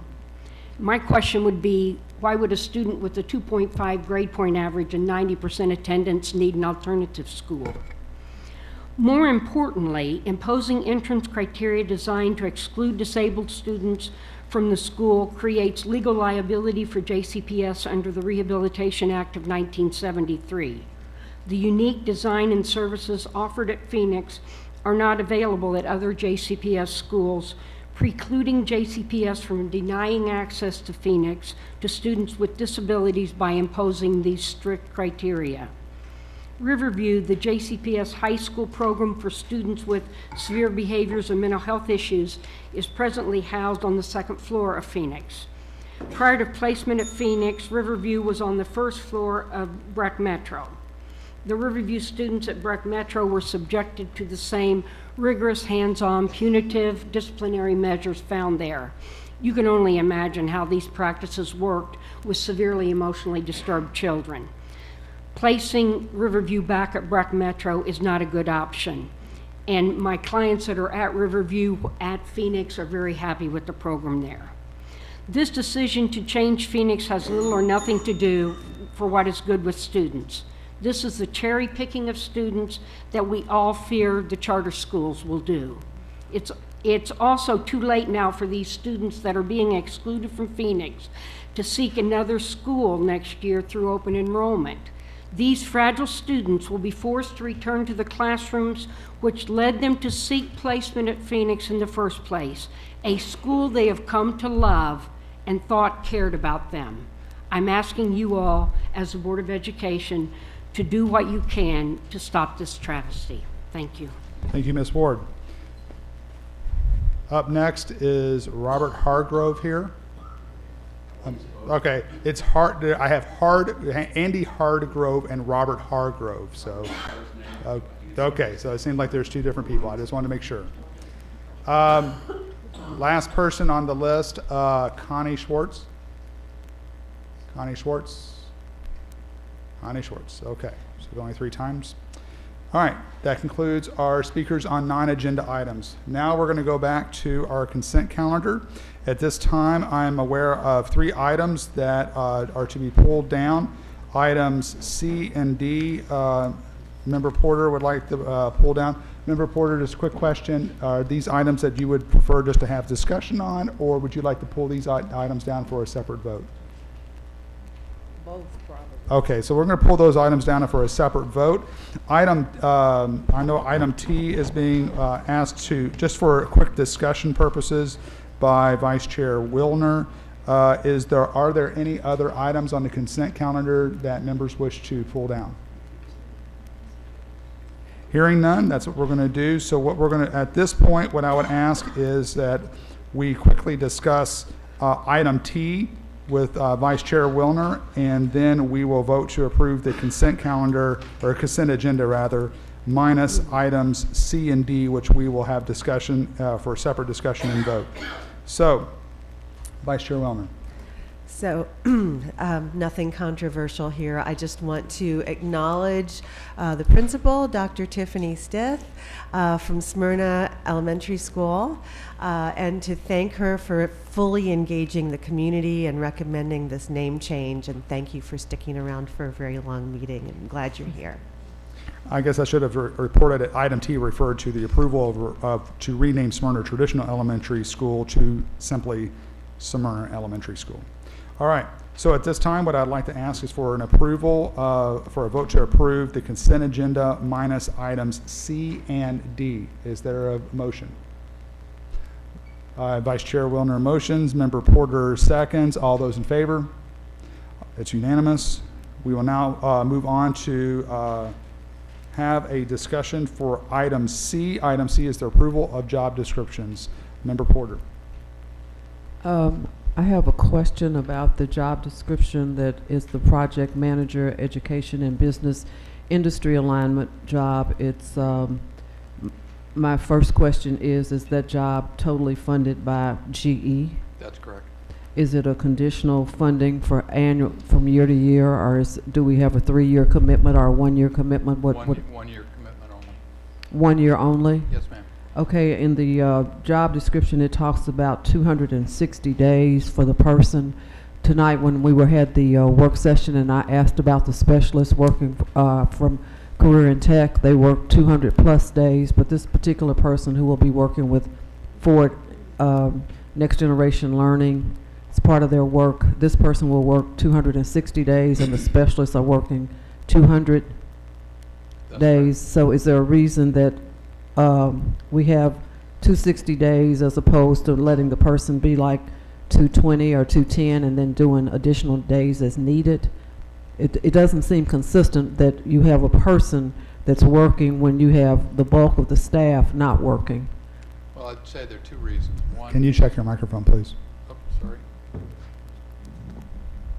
Is this not on? No. Okay. So there are two reasons. One is the fact that GE gave us this $65,000 and to justify the full 260, so that would be the first place. The second place that I'd say is that it's not to deal with, the person's role is not dealing with what's going on in terms of content within the individual programs. It's really more to coordinate the businesses and the other factions that need to come together to be in support of the schools. And they're, of course, they're all working 260 days. Only in the schools are the principals working 260 days. No, correct. But also the coordination that needs to go on with businesses and other related community organizations that are going to be in support of it. They are working the 260. It seems a little inconsistent if we're talking about trying to find money to put in the classroom. That this, I mean, although this is money that's given to us, I'm just not clear on the process. And this job, this project manager reports where? To Christy Rogers. And Christy reports where? To me. Okay, so that's my next question, because reporting to the business office, and we've had this conversation once with you and Dr. Herring, the Career and Tech office is academics as well. In looking at job descriptions, there's nothing that says that Career and Tech technically should be reporting to your division, and I understand the business part of it, but I'm not understanding why we're taking the academics away. And as we move on, can I move on to the next one when we talk about the charts? We can mention it if that's, you can put it in context. It's relevant in that you can feel free to put it in context. The organizational chart shows that the director of, let's see, what is the name of it now? Director of College and Career Readiness reports to the business office only. And when we had the report and Dr. Wilner spoke and she was a part of the presentation, there's no indication that anything with Career and Tech Ed has an academic component, and I guess I'm bothered by that. We've had this conversation before, And because of that, I'm not going to vote for either one of these because I think it's inconsistent and it's not good open communication about what we're doing for kids. I understand the business piece, but as it pertains to academics, unless I'm wrong, can you evaluate the teachers? I know that's why Christy's there, but in the event of evaluating Christy, Well, I would say two things. The Dr. Herring is intimately involved with Dr. Rogers, or Christy Rogers, and Christy's on the leadership team that Dr. Herring has. She's intimately involved with those people. She's down at Gaines half the time, I don't know half the time, but she's fully engaged in the academic side.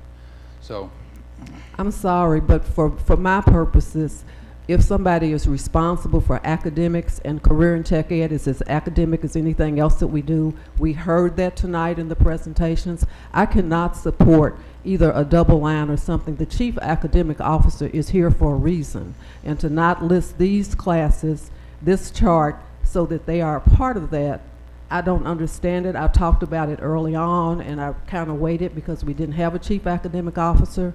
But we have a chief academic officer now, and I do not think that this is the way that we should handle our business and the whole communication piece. I mean, we have heard numerous times this evening about communication falling down. And yes, you can talk to somebody, but if the chief academic officer is responsible for the academics that happen in the district, and a lot of what we heard tonight is career and tech academics, it's not consistent for me. And I mean, I'm one of 7, so I think my questions have been answered, but I will not support people only reporting to the business offices when this is academic work that is being done. That's one of 7. I think you've answered my question. The first job description is being funded by GE for 1 year only.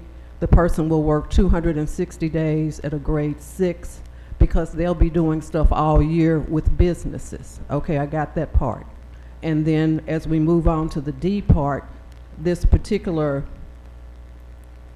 director of college and career readiness still is only reporting up in your division. There's no double line, there's no link between that shows the academics for that. And by the way, number 1, we can fix that tomorrow. I don't have any problem with your point that you're making. We have talked about it before. I'm not in disagreement in any way, shape, or form.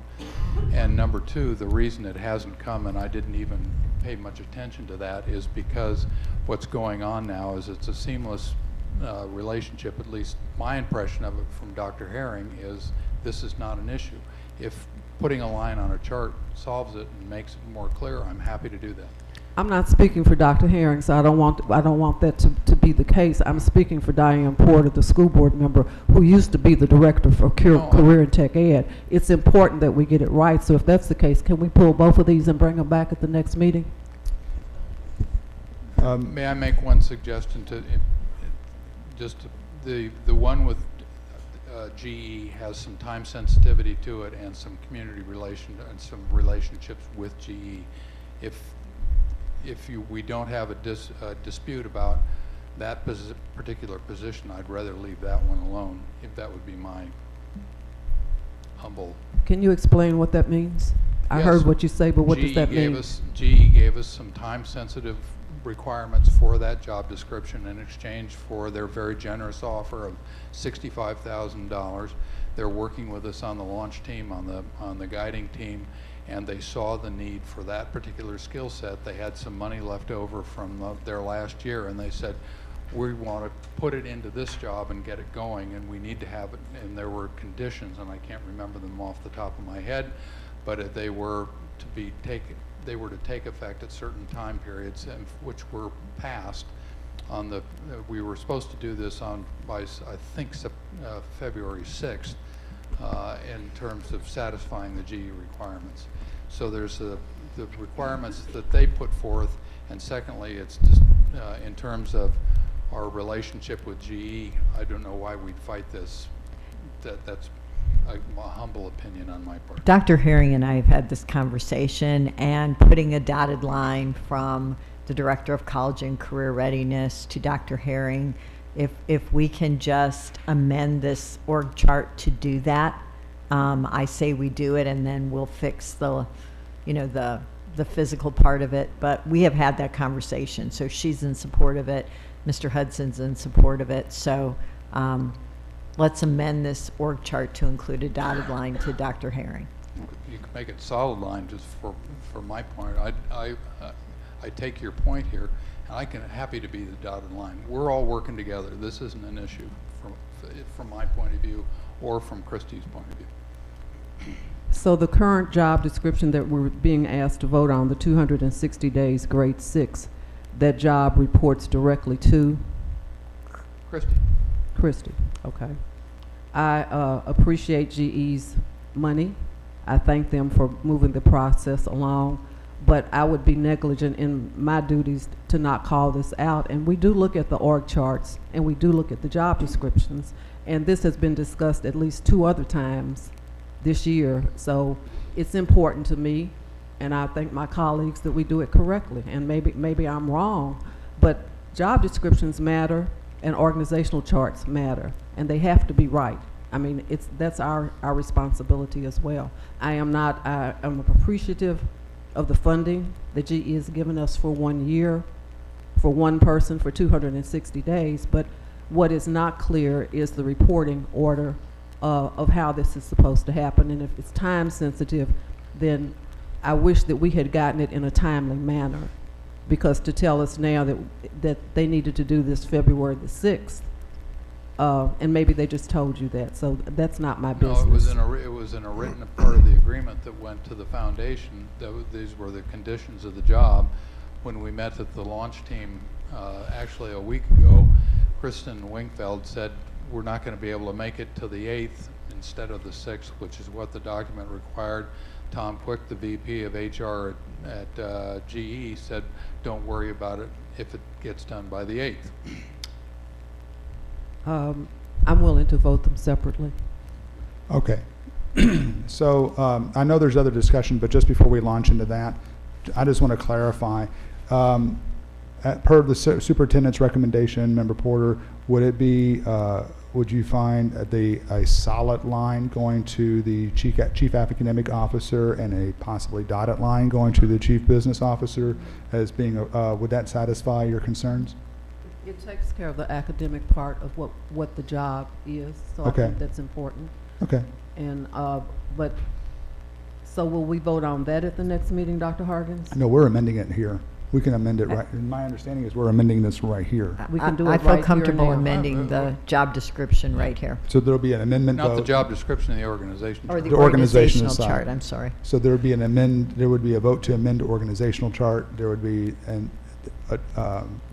then there will be a vote to vote on the amended organizational chart should it pass. So that's how Okay, that would work. So what, if I hear you correctly, You the would vote job on- description still reports to Christie. Christie will report directly to the chief academic officer with the dotted line going to business services. That is my Our understanding. chief business officer. Am I correct, Yeah, Dr. I'm fine Harkins? with that. We have had that conversation, yes. We were, yes, absolutely. Okay. So now that we've fixed that, I know that Member Duncan had a question, and then I'll circle back around to anyone else that had a concern. I just wanted to agree with Ms. Porter, because I had that question that I was going to raise during the HR presentation, but I didn't really get a chance to fit it in there right. Didn't feel right. So I'm glad Ms. Porter brought it up when she did, because it was odd when I think Christy introduced herself as or that her boss was there when we were at DOS the other day. I thought that struck me as odd, because I thought she was an academic. She was put to report to the academic chief. So I think I appreciate. The way this got started is we didn't have a chief academic officer at the time, and Ken Talley was leaving, and so it made sense at the time. In conversations with Ms. Porter, when it happened, we agreed that it made sense as a temporary deal, me included. So there was no fight for this of turf or any of that other stuff. Yeah. Well, very good. Thank you. Thanks for pointing that out, Ms. Porter. Further discussion? Member Cole? I and wasn't then on Vice the Chair board Wellman. when this discussion got started, obviously, but if I'm hearing Member Porter correctly, the request has been made for clarification a few times on this, and that's not been forthcoming. And before I was on the board, just as a community advocate and frequent observer and participator in JCPS board meetings, I was struck by the number of times that the board seemed to be in a similar position. And I don't know if that's a position that the board is in, deadline or not. I don't know any other way to send the message that that's not okay other than just to vote no on it. And you can explain to GE what happened. Communication is, it's the most important thing that we do, and it seems like this was a breakdown in communication. And I'm going to follow Member Porter's lead on this because, like I said, I wasn't on the board then. But whatever you'd like to do, Member Porter has my support. Vice Chair Wellner? Thank you, Mr. Dr. Kolb, I'm sorry for making those comments. I agree completely. We find ourselves sort of backed into corners where there's time sensitivity about issues that have been communicated on before.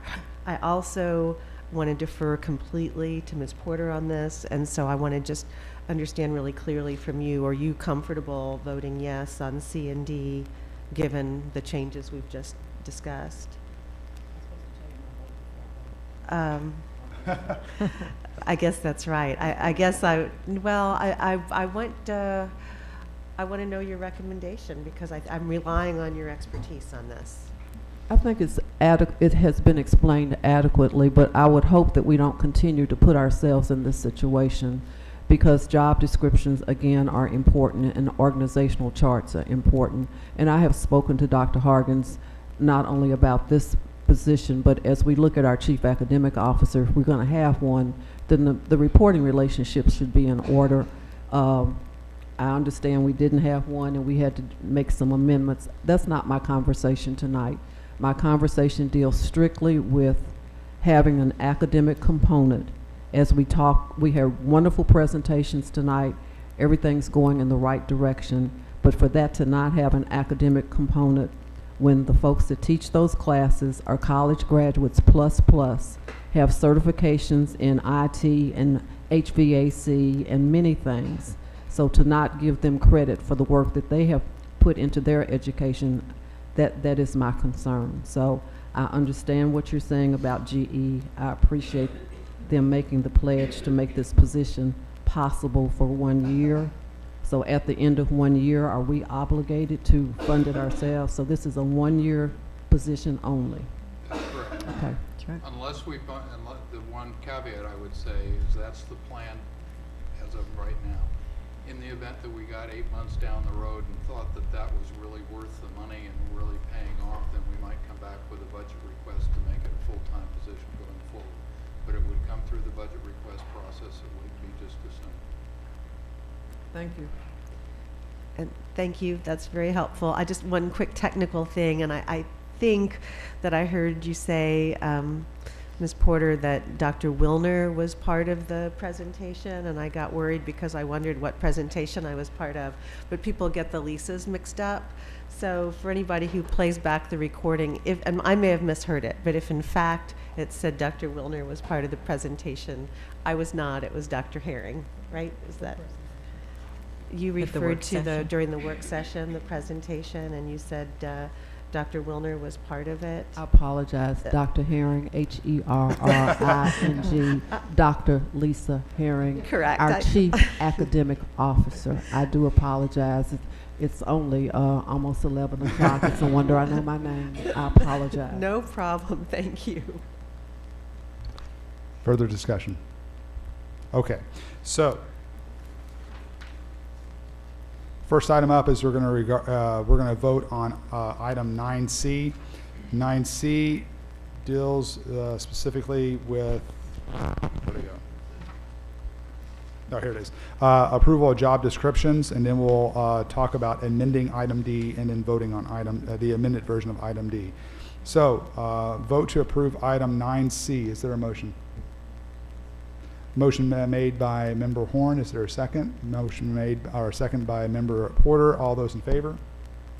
All those opposed? Okay, motion passes, or item passes unanimously.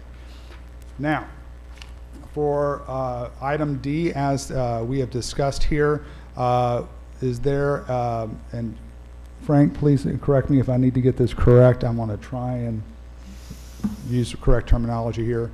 Is there a motion to amend item D to have the Director of College and Career Readiness to report directly to the Chief Academic Officer with a, and I'm not quite sure what, dotted line report, whatever that means, directly or to the Chief Business Officer?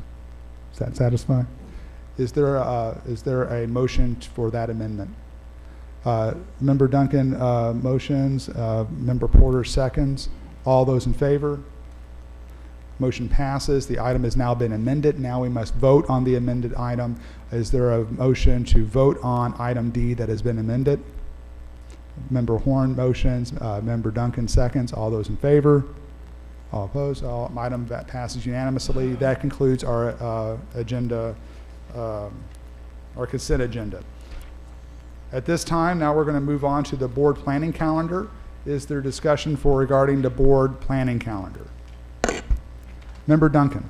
Well, we've mentioned, I know, several times about hoping to see these things that get on the calendar, but I had, requested, I think, more than one time about May, thinking we need our administrators' salary schedule or whatever we're going to do about separating them from teachers' salary. Now, I mean, we're getting close, and I had asked originally for that to be put on there in May, so we could have that inform us when we begin salary talks again. Then the recommendation for the quarterly report that we're going to get from Dina on behavior incidents broken down. So that should be on their quarterly report. And then an org chart review. The internal audit recommended an org chart review, but they didn't say when or at what point that would be. So it just seems to me like we need to put it on there. We need to get it on the calendar. They want to do it, or they, at least it sounded like that was part of their report. So the org chart review, if they're doing that, I think that's a good thing, and I'd like for it to be on the calendar. I don't know what month, but at least I'll say that, and then you can determine when you want that. And I think that's it. Thank you, Member Duncan. Facilities plan, March, facilities plan. Some kind of update on facilities in March we need. Any other items? Vice Chairwoman. I think this accompanies what Ms. Duncan said, but just wanting to make sure we get an update from the the compensation study about how we go about recapturing funds, how that takes place. I think we've been asking for that since last April, and before we know it, we're going to be asked to vote on it. So I'm looking forward to receiving that information and a realistic estimate of how much can be recaptured through restructuring compensation. And specifically how that would be done. All right. I'll piggyback on that. Member Horn. I'm just trying to figure out, like, I feel like I'm in this loop where we say this every single board meeting, what we want on the calendar, and it doesn't end up on the calendar. So is it Angie, like, are you putting it on the calendar? Like, do we need a vote to put it on the calendar? What's the process? I'm just Generally, not understanding what our process is. We're capturing that on deck issues, is my understanding. No? Oh. Okay. It's not on. I capture all requests, and they're saved on your all SharePoint portal where you get your board report. I update the planning calendar as instructed by Dr. Harkins and Jonathan Lowe. Okay. So if we are, as a board member, like Ms. Duncan said, that she, we've talked about these things, our internal auditors, is it going to appear? are we gonna be sitting here next month, next couple weeks, and it's still not gonna be on there? What Ms. Gilpin said is that a running list is created, right? And then what we need to do is put more things on the calendar faster. So I'm not disagreeing, but they are recorded in a list. And Angie actually creates the list from it. But the step of actually where to put it is something that, and we are creating, somebody called it an on-deck list, so you'll notice there's an on-deck list. But so you've got to get from the generated list to the on-deck list to the actual planning calendar. So it's kind of a three-step process. So I will sit with Jonathan and Angie and review the total list and see what we can get on the calendar. And then when Chair Brady and Vice Chair Wilner and we go over the board agenda, we'll look at that. No, this is our time. No. This is our time with the 7 of us here to be finalizing our planning calendar. We vote on it. So it's not up to the chair and the vice chair to be determining our planning calendar. They're focusing on whatever's on the planning calendar, hopefully, for the next meeting, and if the issues are coming up, But this is our time to deal with the planning calendar. That's my understanding of why we have this part. So, what I'm seeing is our on-deck issues huge. There's a huge list of on-deck issues that are, we have to deal with. Like, are we going to be, combining these into, groups? So we are going to be getting, like, how are we following our strategies and our vision? What about the metrics, the creation of the metrics for our strategies? So we're not even getting to our on-deck issues, let alone talking about the metrics for our vision and our strategies. So I'm confused. Like, our time isn't going to be spent with Chris, Brady, and we have to do it now. Now is when we have to do it. And if we're not prepared to do it today, we need to try to really, guys, we have to vote to put it on there. We can't, you have no authority to create our planning calendar, you guys. Why aren't we doing this today? Can't we, are we too tired? Does this come too late in the evening? You know what I mean? Can we please, go through, let's put it on the calendar. Otherwise, we're not, our accountability for our metrics is never going to happen. Well, I think we vote on the planning calendar, so that should assure us that it's going to be on there. So the if items that we suggested and the way that it is, we should vote on this. So I second, are you making a motion to put those items onto the planning calendar? Well, to me, when we approve the planning calendar, that's what we're doing. I move that we approve the planning calendar. Do you all understand that? Including the things that we've just added. This is our time to talk. Do you all understand that or no? Is that not your understanding that we have to put things on the calendar?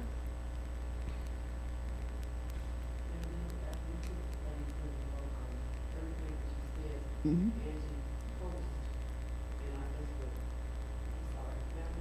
Go ahead. Yeah. Go right ahead. I'm sorry, I was not having a. Oh, turn it off again. If I understand correctly, whatever we say we want on the planning calendar, Angie posts that information. So there is this list of everything that we say at this meeting, and we will vote on all the things that you say that you want on the planning calendar. Then there's the on board, off board, there's all of these things that have to be posted.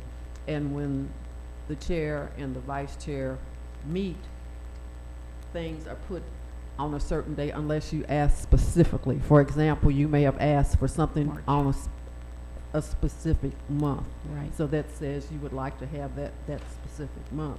So whatever is said, and we vote on it, it's to go on the planning calendar. And I think, if I understand correctly, the question is, of all the things that we have said before, if I look at the planning calendar right now, I don't necessarily see all those things. What I heard Dr. Hargan say is she's going to have the on board, off board, she's going to put everything together so that we can see everything that's out there. Because sometimes we ask for lots of things, and the planning calendar would consume the whole meeting just with the things that are on the planning calendar, not the action and not the information. But whatever we say is recorded, Angie posted, and you will see that some of the things up here that Jonathan has typed in on the screen that you have said for the planning calendar. So we vote all of that, and then the work occurs. Does that make sense? Yeah, it does. It's just we're not ever seeing, I mean, as a board member, the accountability, I'm never seeing it come out. Like, I'm waiting for us to talk about the metrics for the strategies. When are we going to see that show up on the calendar? Like, that's been on deck, I think, for a whole year almost. And some of the requests we give to you in different ways, maybe not at a board meeting. We give you the information that you requested or something that you requested. So I think what has happened is, and actually the pattern is, that there is a laundry list of things not really prioritized, and then we're left with too many things that don't fit. So my suggestion is that we look at the entire list and that we take a try at giving it to you and prioritizing it. But what I'm hearing from this discussion is important, and it should have been on there, that in March, the facilities plan, that is what Dr. Razor has talked about, is bringing something back to the board about facilities. We heard this afternoon, or this evening, behavior incidences, a quarterly report. And then a timeline for the overview of the compensation study. Now, the org chart review, Ms. Duncan, that was? That's whenever. Okay. That was something that came from the internal audit. So do I have it right that those three things are the most important Yes, things? ma'am. Facilities to put on March, administrative salary overview of how that's going to be handled, and then behavior incidences, a quarterly report, so that you can see the trends. Yes. Would that be right? And then I've mentioned The metrics. we have to, we're supposed to be looking at our vision. If we're doing the strategic plan, we need to basically, look at our strategies, the vision, the strategies, and see the metrics. Okay. So we're not seeing the metrics. So if you can take the, vision, if you take it, I'd like to see when you're going to be reporting out in your timeline for those metrics. Okay. So it should fold into this comprehensive planning, the district planning, the CDIP, right? And the so- smart sheet, absolutely. So you should be able to timeline that. So I would like to see what's been sitting on deck actually consolidated and put on the calendar, so when we're gonna get to see the metrics. Okay. If it's in 6 months, that's great. We just need to know, Okay. when it's coming to us, so that there is some planning related to our vision and our strategic plan. And then these other issues that are in here, it'd be great, there's only, 5 other issues that are still on deck. And so if you can take those 5 on-deck issues that are sitting there, and we're either, you need to come back to the board next time with a recommendation, you know what I mean, that, or it comes in a Friday update, I mean, whatever, we just have to deal with them so we can kind of have some completion. You know what I mean? I'd like to see some completion of our planning, our discussion agenda planning calendar. Right. And what I would like to do is suggest that, and we've talked about this, and I know this is probably not the time, but when everybody says this laundry list of requests or whatever, that we get a sense of prioritization in terms of what management spends their time in. There's, you have to prioritize about what needs to be done first. So, Yeah. so And that you would be helpful to I us. agree. I think it'd be helpful to all of us, because like Chris Right. said earlier, we don't want to request things that are going to take. But then what you could do, if you put it in a sense on the calendar, and then you, in a sense, 2 weeks later, you're going to come back and you're going to say, we couldn't include this.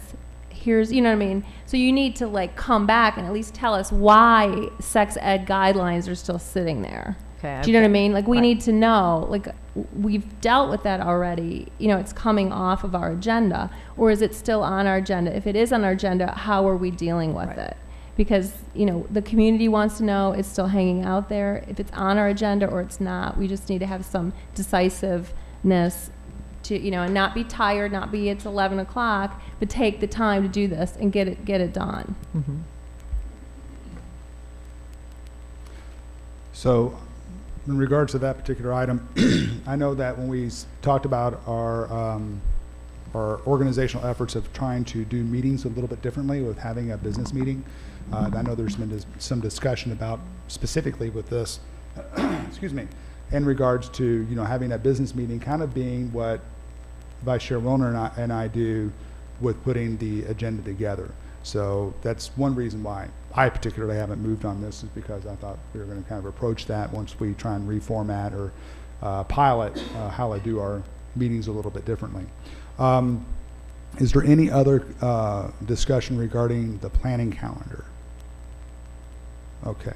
I do have one thing I want to talk about regarding the planning calendar. At our next meeting on February 21st, we are on the planning calendar.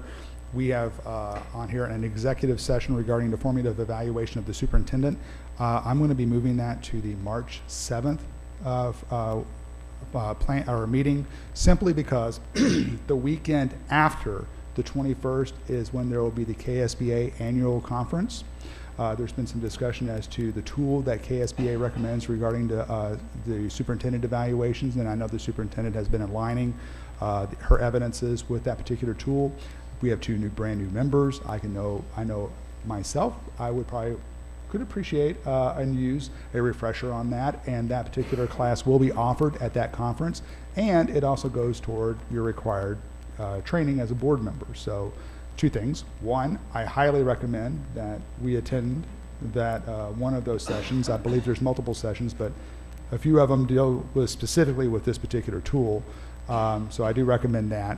And two, just to give you a heads up that that's the rationale why I'll be moving that down, because I want to make sure all of us have context in which to use that tool before we actually start talking about it. I don't want to get backwards on that.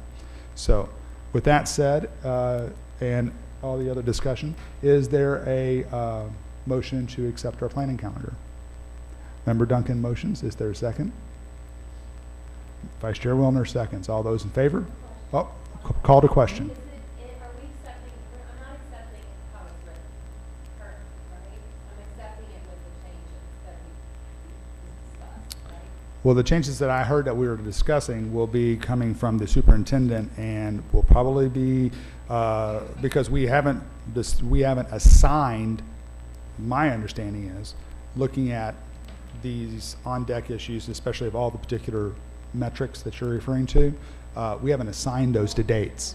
Okay, I get it. So I'm gonna, yeah, I see it. I'm gonna vote against this because, again, I have to make my point. I'll vote against this. But I'll vote against this, but next time I'm really hopeful. Okay. That it'll all be on there. All right, so there's been a motion made, there's been a second. All those in favor? All those opposed? All right, it's 5-2, motion carries. All right, so we've already discussed our next item, which is persons requesting to address board on non-agenda items. We've already taken care of that. There is no need for an executive session, so believe it or not, now it's on to adjournment. So do I have a motion to adjourn? Oh, wait a minute, I totally missed board reports. I'm sorry, I'm getting ahead of myself. Wishful thinking on my part. You're absolutely correct. So apologize. So board reports. Is there discussion for board reports? Member Cole. I do have a board report, and it's late, so I wouldn't make it if I didn't feel it was really necessary. But a number of the parents earlier from Phoenix spoke about the issues that they're having, and I know they had to leave, of course, since it's so late. But the first thing I want to say to those parents as their board representative is that I'm sorry that they were having to deal with this. I've received several communications from parents of children at Phoenix who are classified as having moderate to severe disabilities. Recently, Dr. Hargens communicated to the board that the ECE department should have been involved in this process from the beginning, and I must ask why ECE was not involved from the very beginning. This, I think, was extremely poor judgment and reflects poorly on the administration. Dr. Hargens also recently stated to the board that apparently there were attempts to include ECE. It will now be an insistence. And again, I must also question why involving ECE was not an insistence from the beginning.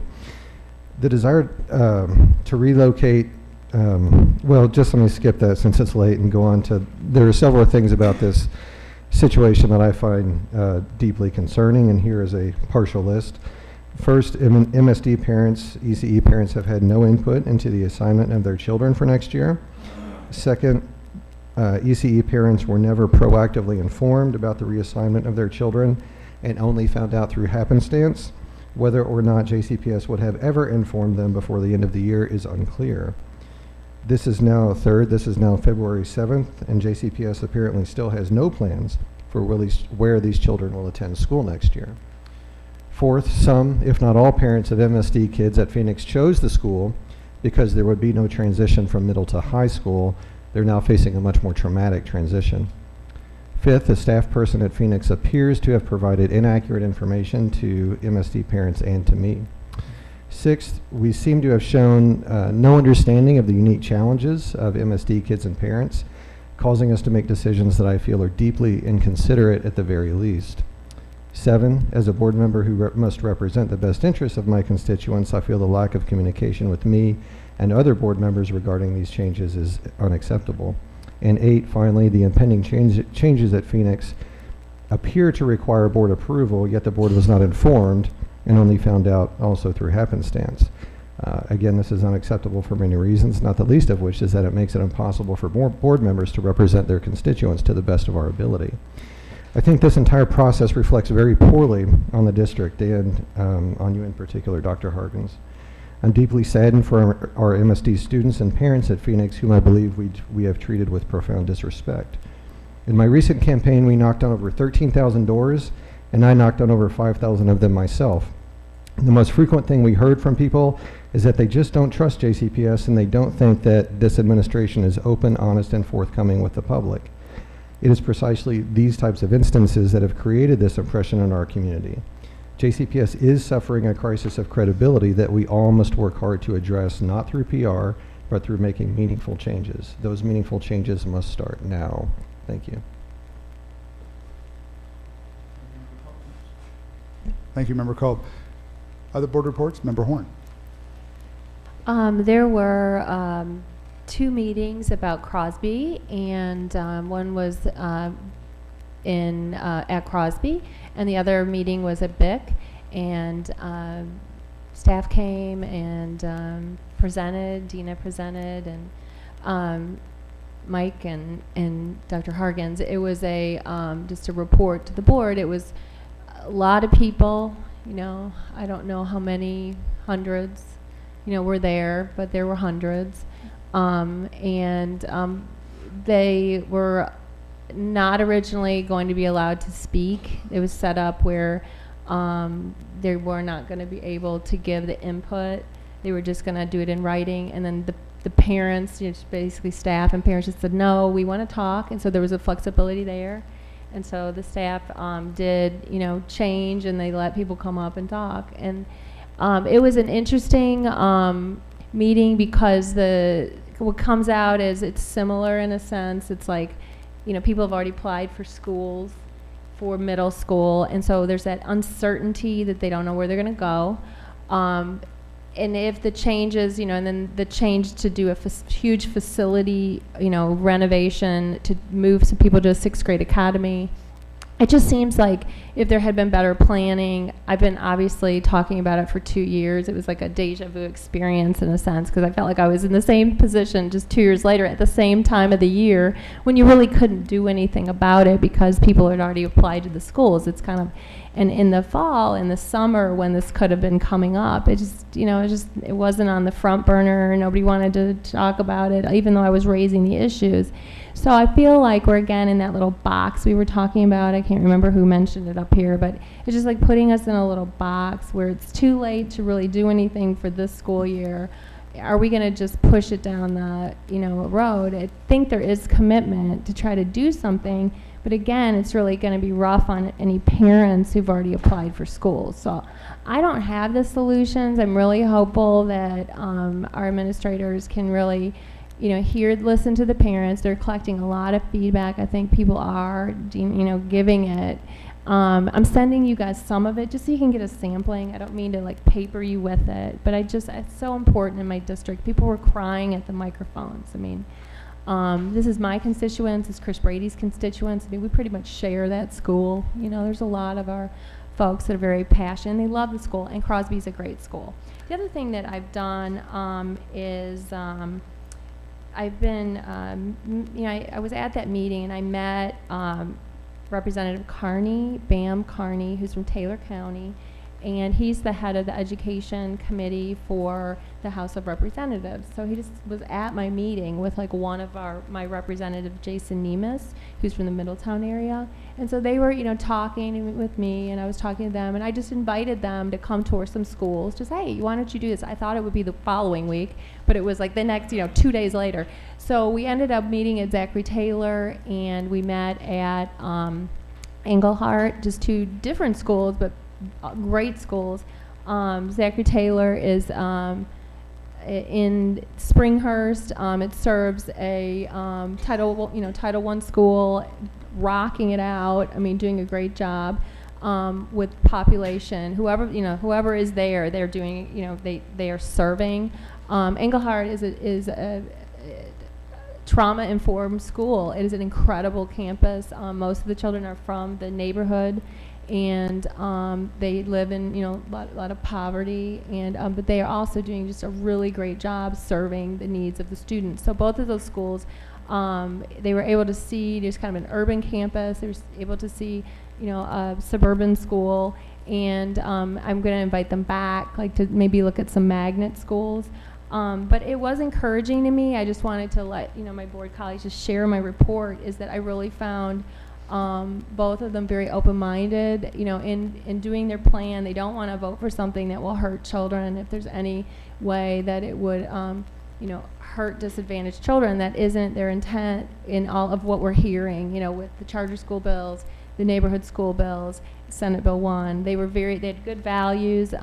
Representative Carney was a teacher, and he was an educator, so he really had a really good concept of what we're dealing with. His own district is a district of innovation, and they have that competency-based education. He was able to tell me all about what they're doing. It's very interesting how they're utilizing their district of innovation for they have, like, students move from elementary to middle, from middle to high school, if they demonstrate competencies. So I'm thinking that we have a lot to learn from some of these smaller districts that are doing some innovative things, and it just as I think that we need to, they can learn from us and learn who we are. And so I think we need to really bridge more and also be the ones who reach out instead of thinking they're going to come to us. And so I have reached out to like Hal Heiner and try to schedule a meeting to let him, come in, tour some more schools, spend some more time. So if he does take me up on that offer, I hope to join,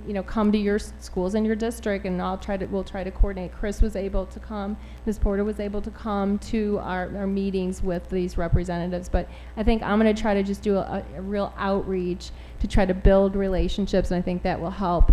Hopefully it'll help the district, and I see that JCPS is doing it. So I think that we just need to make sure that we continue to build bridges. I know. If I could say something at the end. Okay. Any other board reports? Member Porter.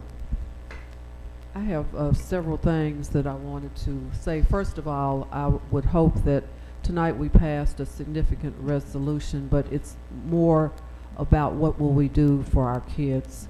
It's easy to pass resolutions and have something on paper, so the follow-up for me will be to see what we're doing to provide safety nets for our students and families based on the environment. The other thing I wanted to say was a thank you to Englehart Elementary School. It is a compassionate school. When the state senator, I think he was the senator from the education committee, he was not able to see that, got there at the end of the day. But last week there was a very traumatic situation that happened for a student, and I want to say that a lot of times we talk about our teachers coming and going and not caring about kids, and Englehart is a school with a heart and a staff with a heart, and I saw that from everybody that worked at that school coming together. So it's not Englehart School, it's Englehart School and Family, and I'm proud to serve as their school board representative. And we have that situation in every district, so I'm not trying to say that mine is the best, but I think if we don't thank people for doing the work that they're doing, that's a mistake. So I just wanted to go on record to say that Englehart family, staff, family stepped up to take care of the needs of their students. Also, I think Dr. Harkins has already mentioned about Dr. Herring speaking at the Future of Educators Rising event, and I know that there's a documentary being done about Alberta Jones, and the John Marshall family has been asked to participate in that. Dr. Harkins also mentioned the fact that we went to Howard University and came back with 6 conditional contracts, so congratulations for that. The Flash Dads program is coming to Atkinson Elementary on the 22nd of February at 8 a.m. That's 2811 Duncan.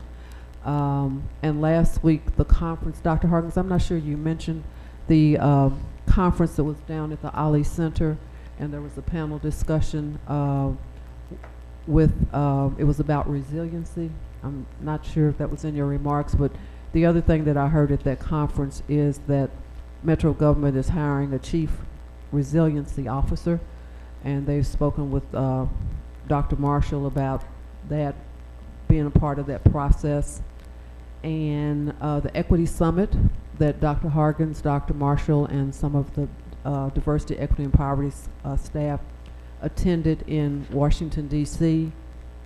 I think it would be wonderful if you all would give us a one-pager on all the wonderful things that you learned at the Equity Summit, so the board could have that information. And the last thing on my list, I think, is the opportunity that I had to participate in a panel discussion last week at St. Stephen Family Life Center, and the focus of this discussion was the achievement gap for our students, and it was well attended by the community. And I asked people to indicate what parts of the community, so they live all over the community, so they were representing all of us here. It was not just a District 1 meeting, so it was very well attended. And one question that I was asked, and I want to clear that up just for the record, someone asked me about the Du Bois Academy, that it was only for middle income or upper income males, and that has never been said. So just for the record, if somebody could type that, that has never been said. We're still working on that, but that's, if we allow things to be repeated 10 times, no telling what it'll be by the time we hear it the next time. So I think that's a longer list than I usually do, but wanted to make sure that I covered everything, and I apologize for the length.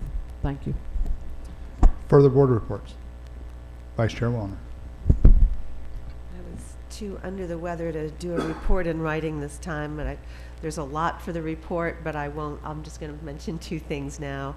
And one is that I had an opportunity to visit Americana Community Center, and Linda was there and Chris was there, and we got to visit the adult ed program taking place there, and it was really moving and really impressive. And it's definitely K-12 education. They're teaching the standards, and so I'm just along the subject that came up earlier about why is it not under academics. It seems like it is clearly an academic program, and so if we're thinking about realigning now that we have a chief academic officer, maybe that's a piece to look at as well.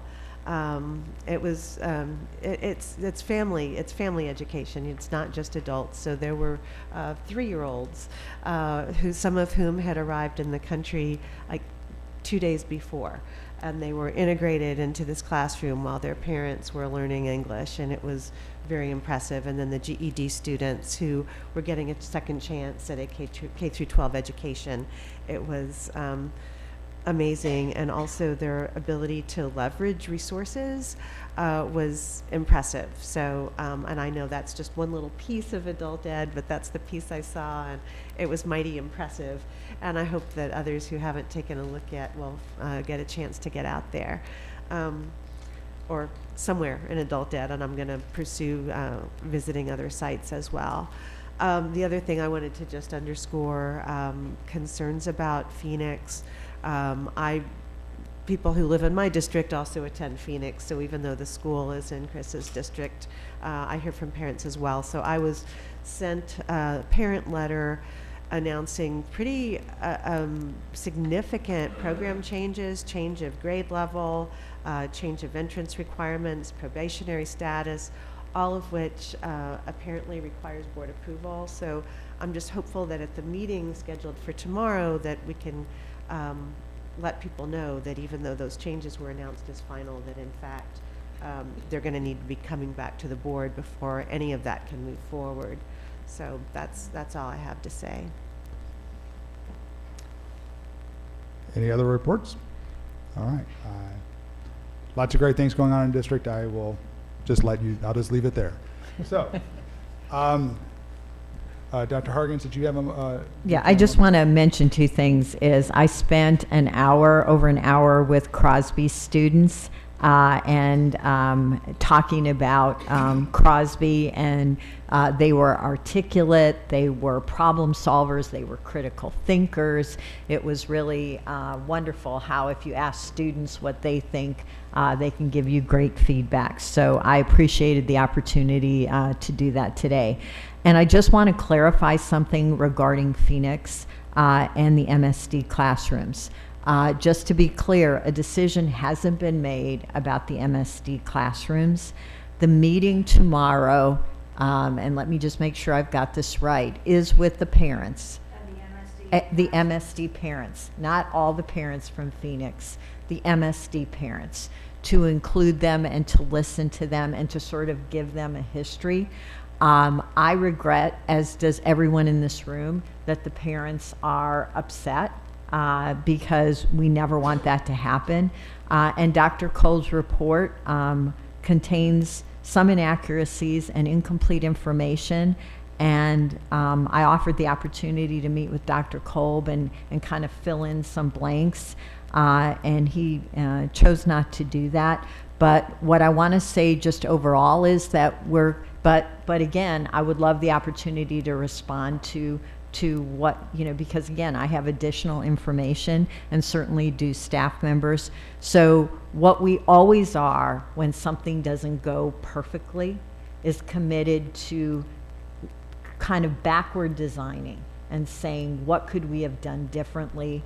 What can we do to continuously improve? So I just want to guarantee all of you that in this situation, as in every situation, we're committed to doing it better and to learning from what didn't go well. And I look forward to the conversation with the parents. And again, no decision has been made, but I would welcome the opportunity to provide the missing information. I've done research about what the board approved regarding Phoenix when, and I have a timeline, and so I have lots of information I would love to share with all of you. So, but it takes time to get it together and put it in a format that's understandable. So, but anyway, that's all I had to say.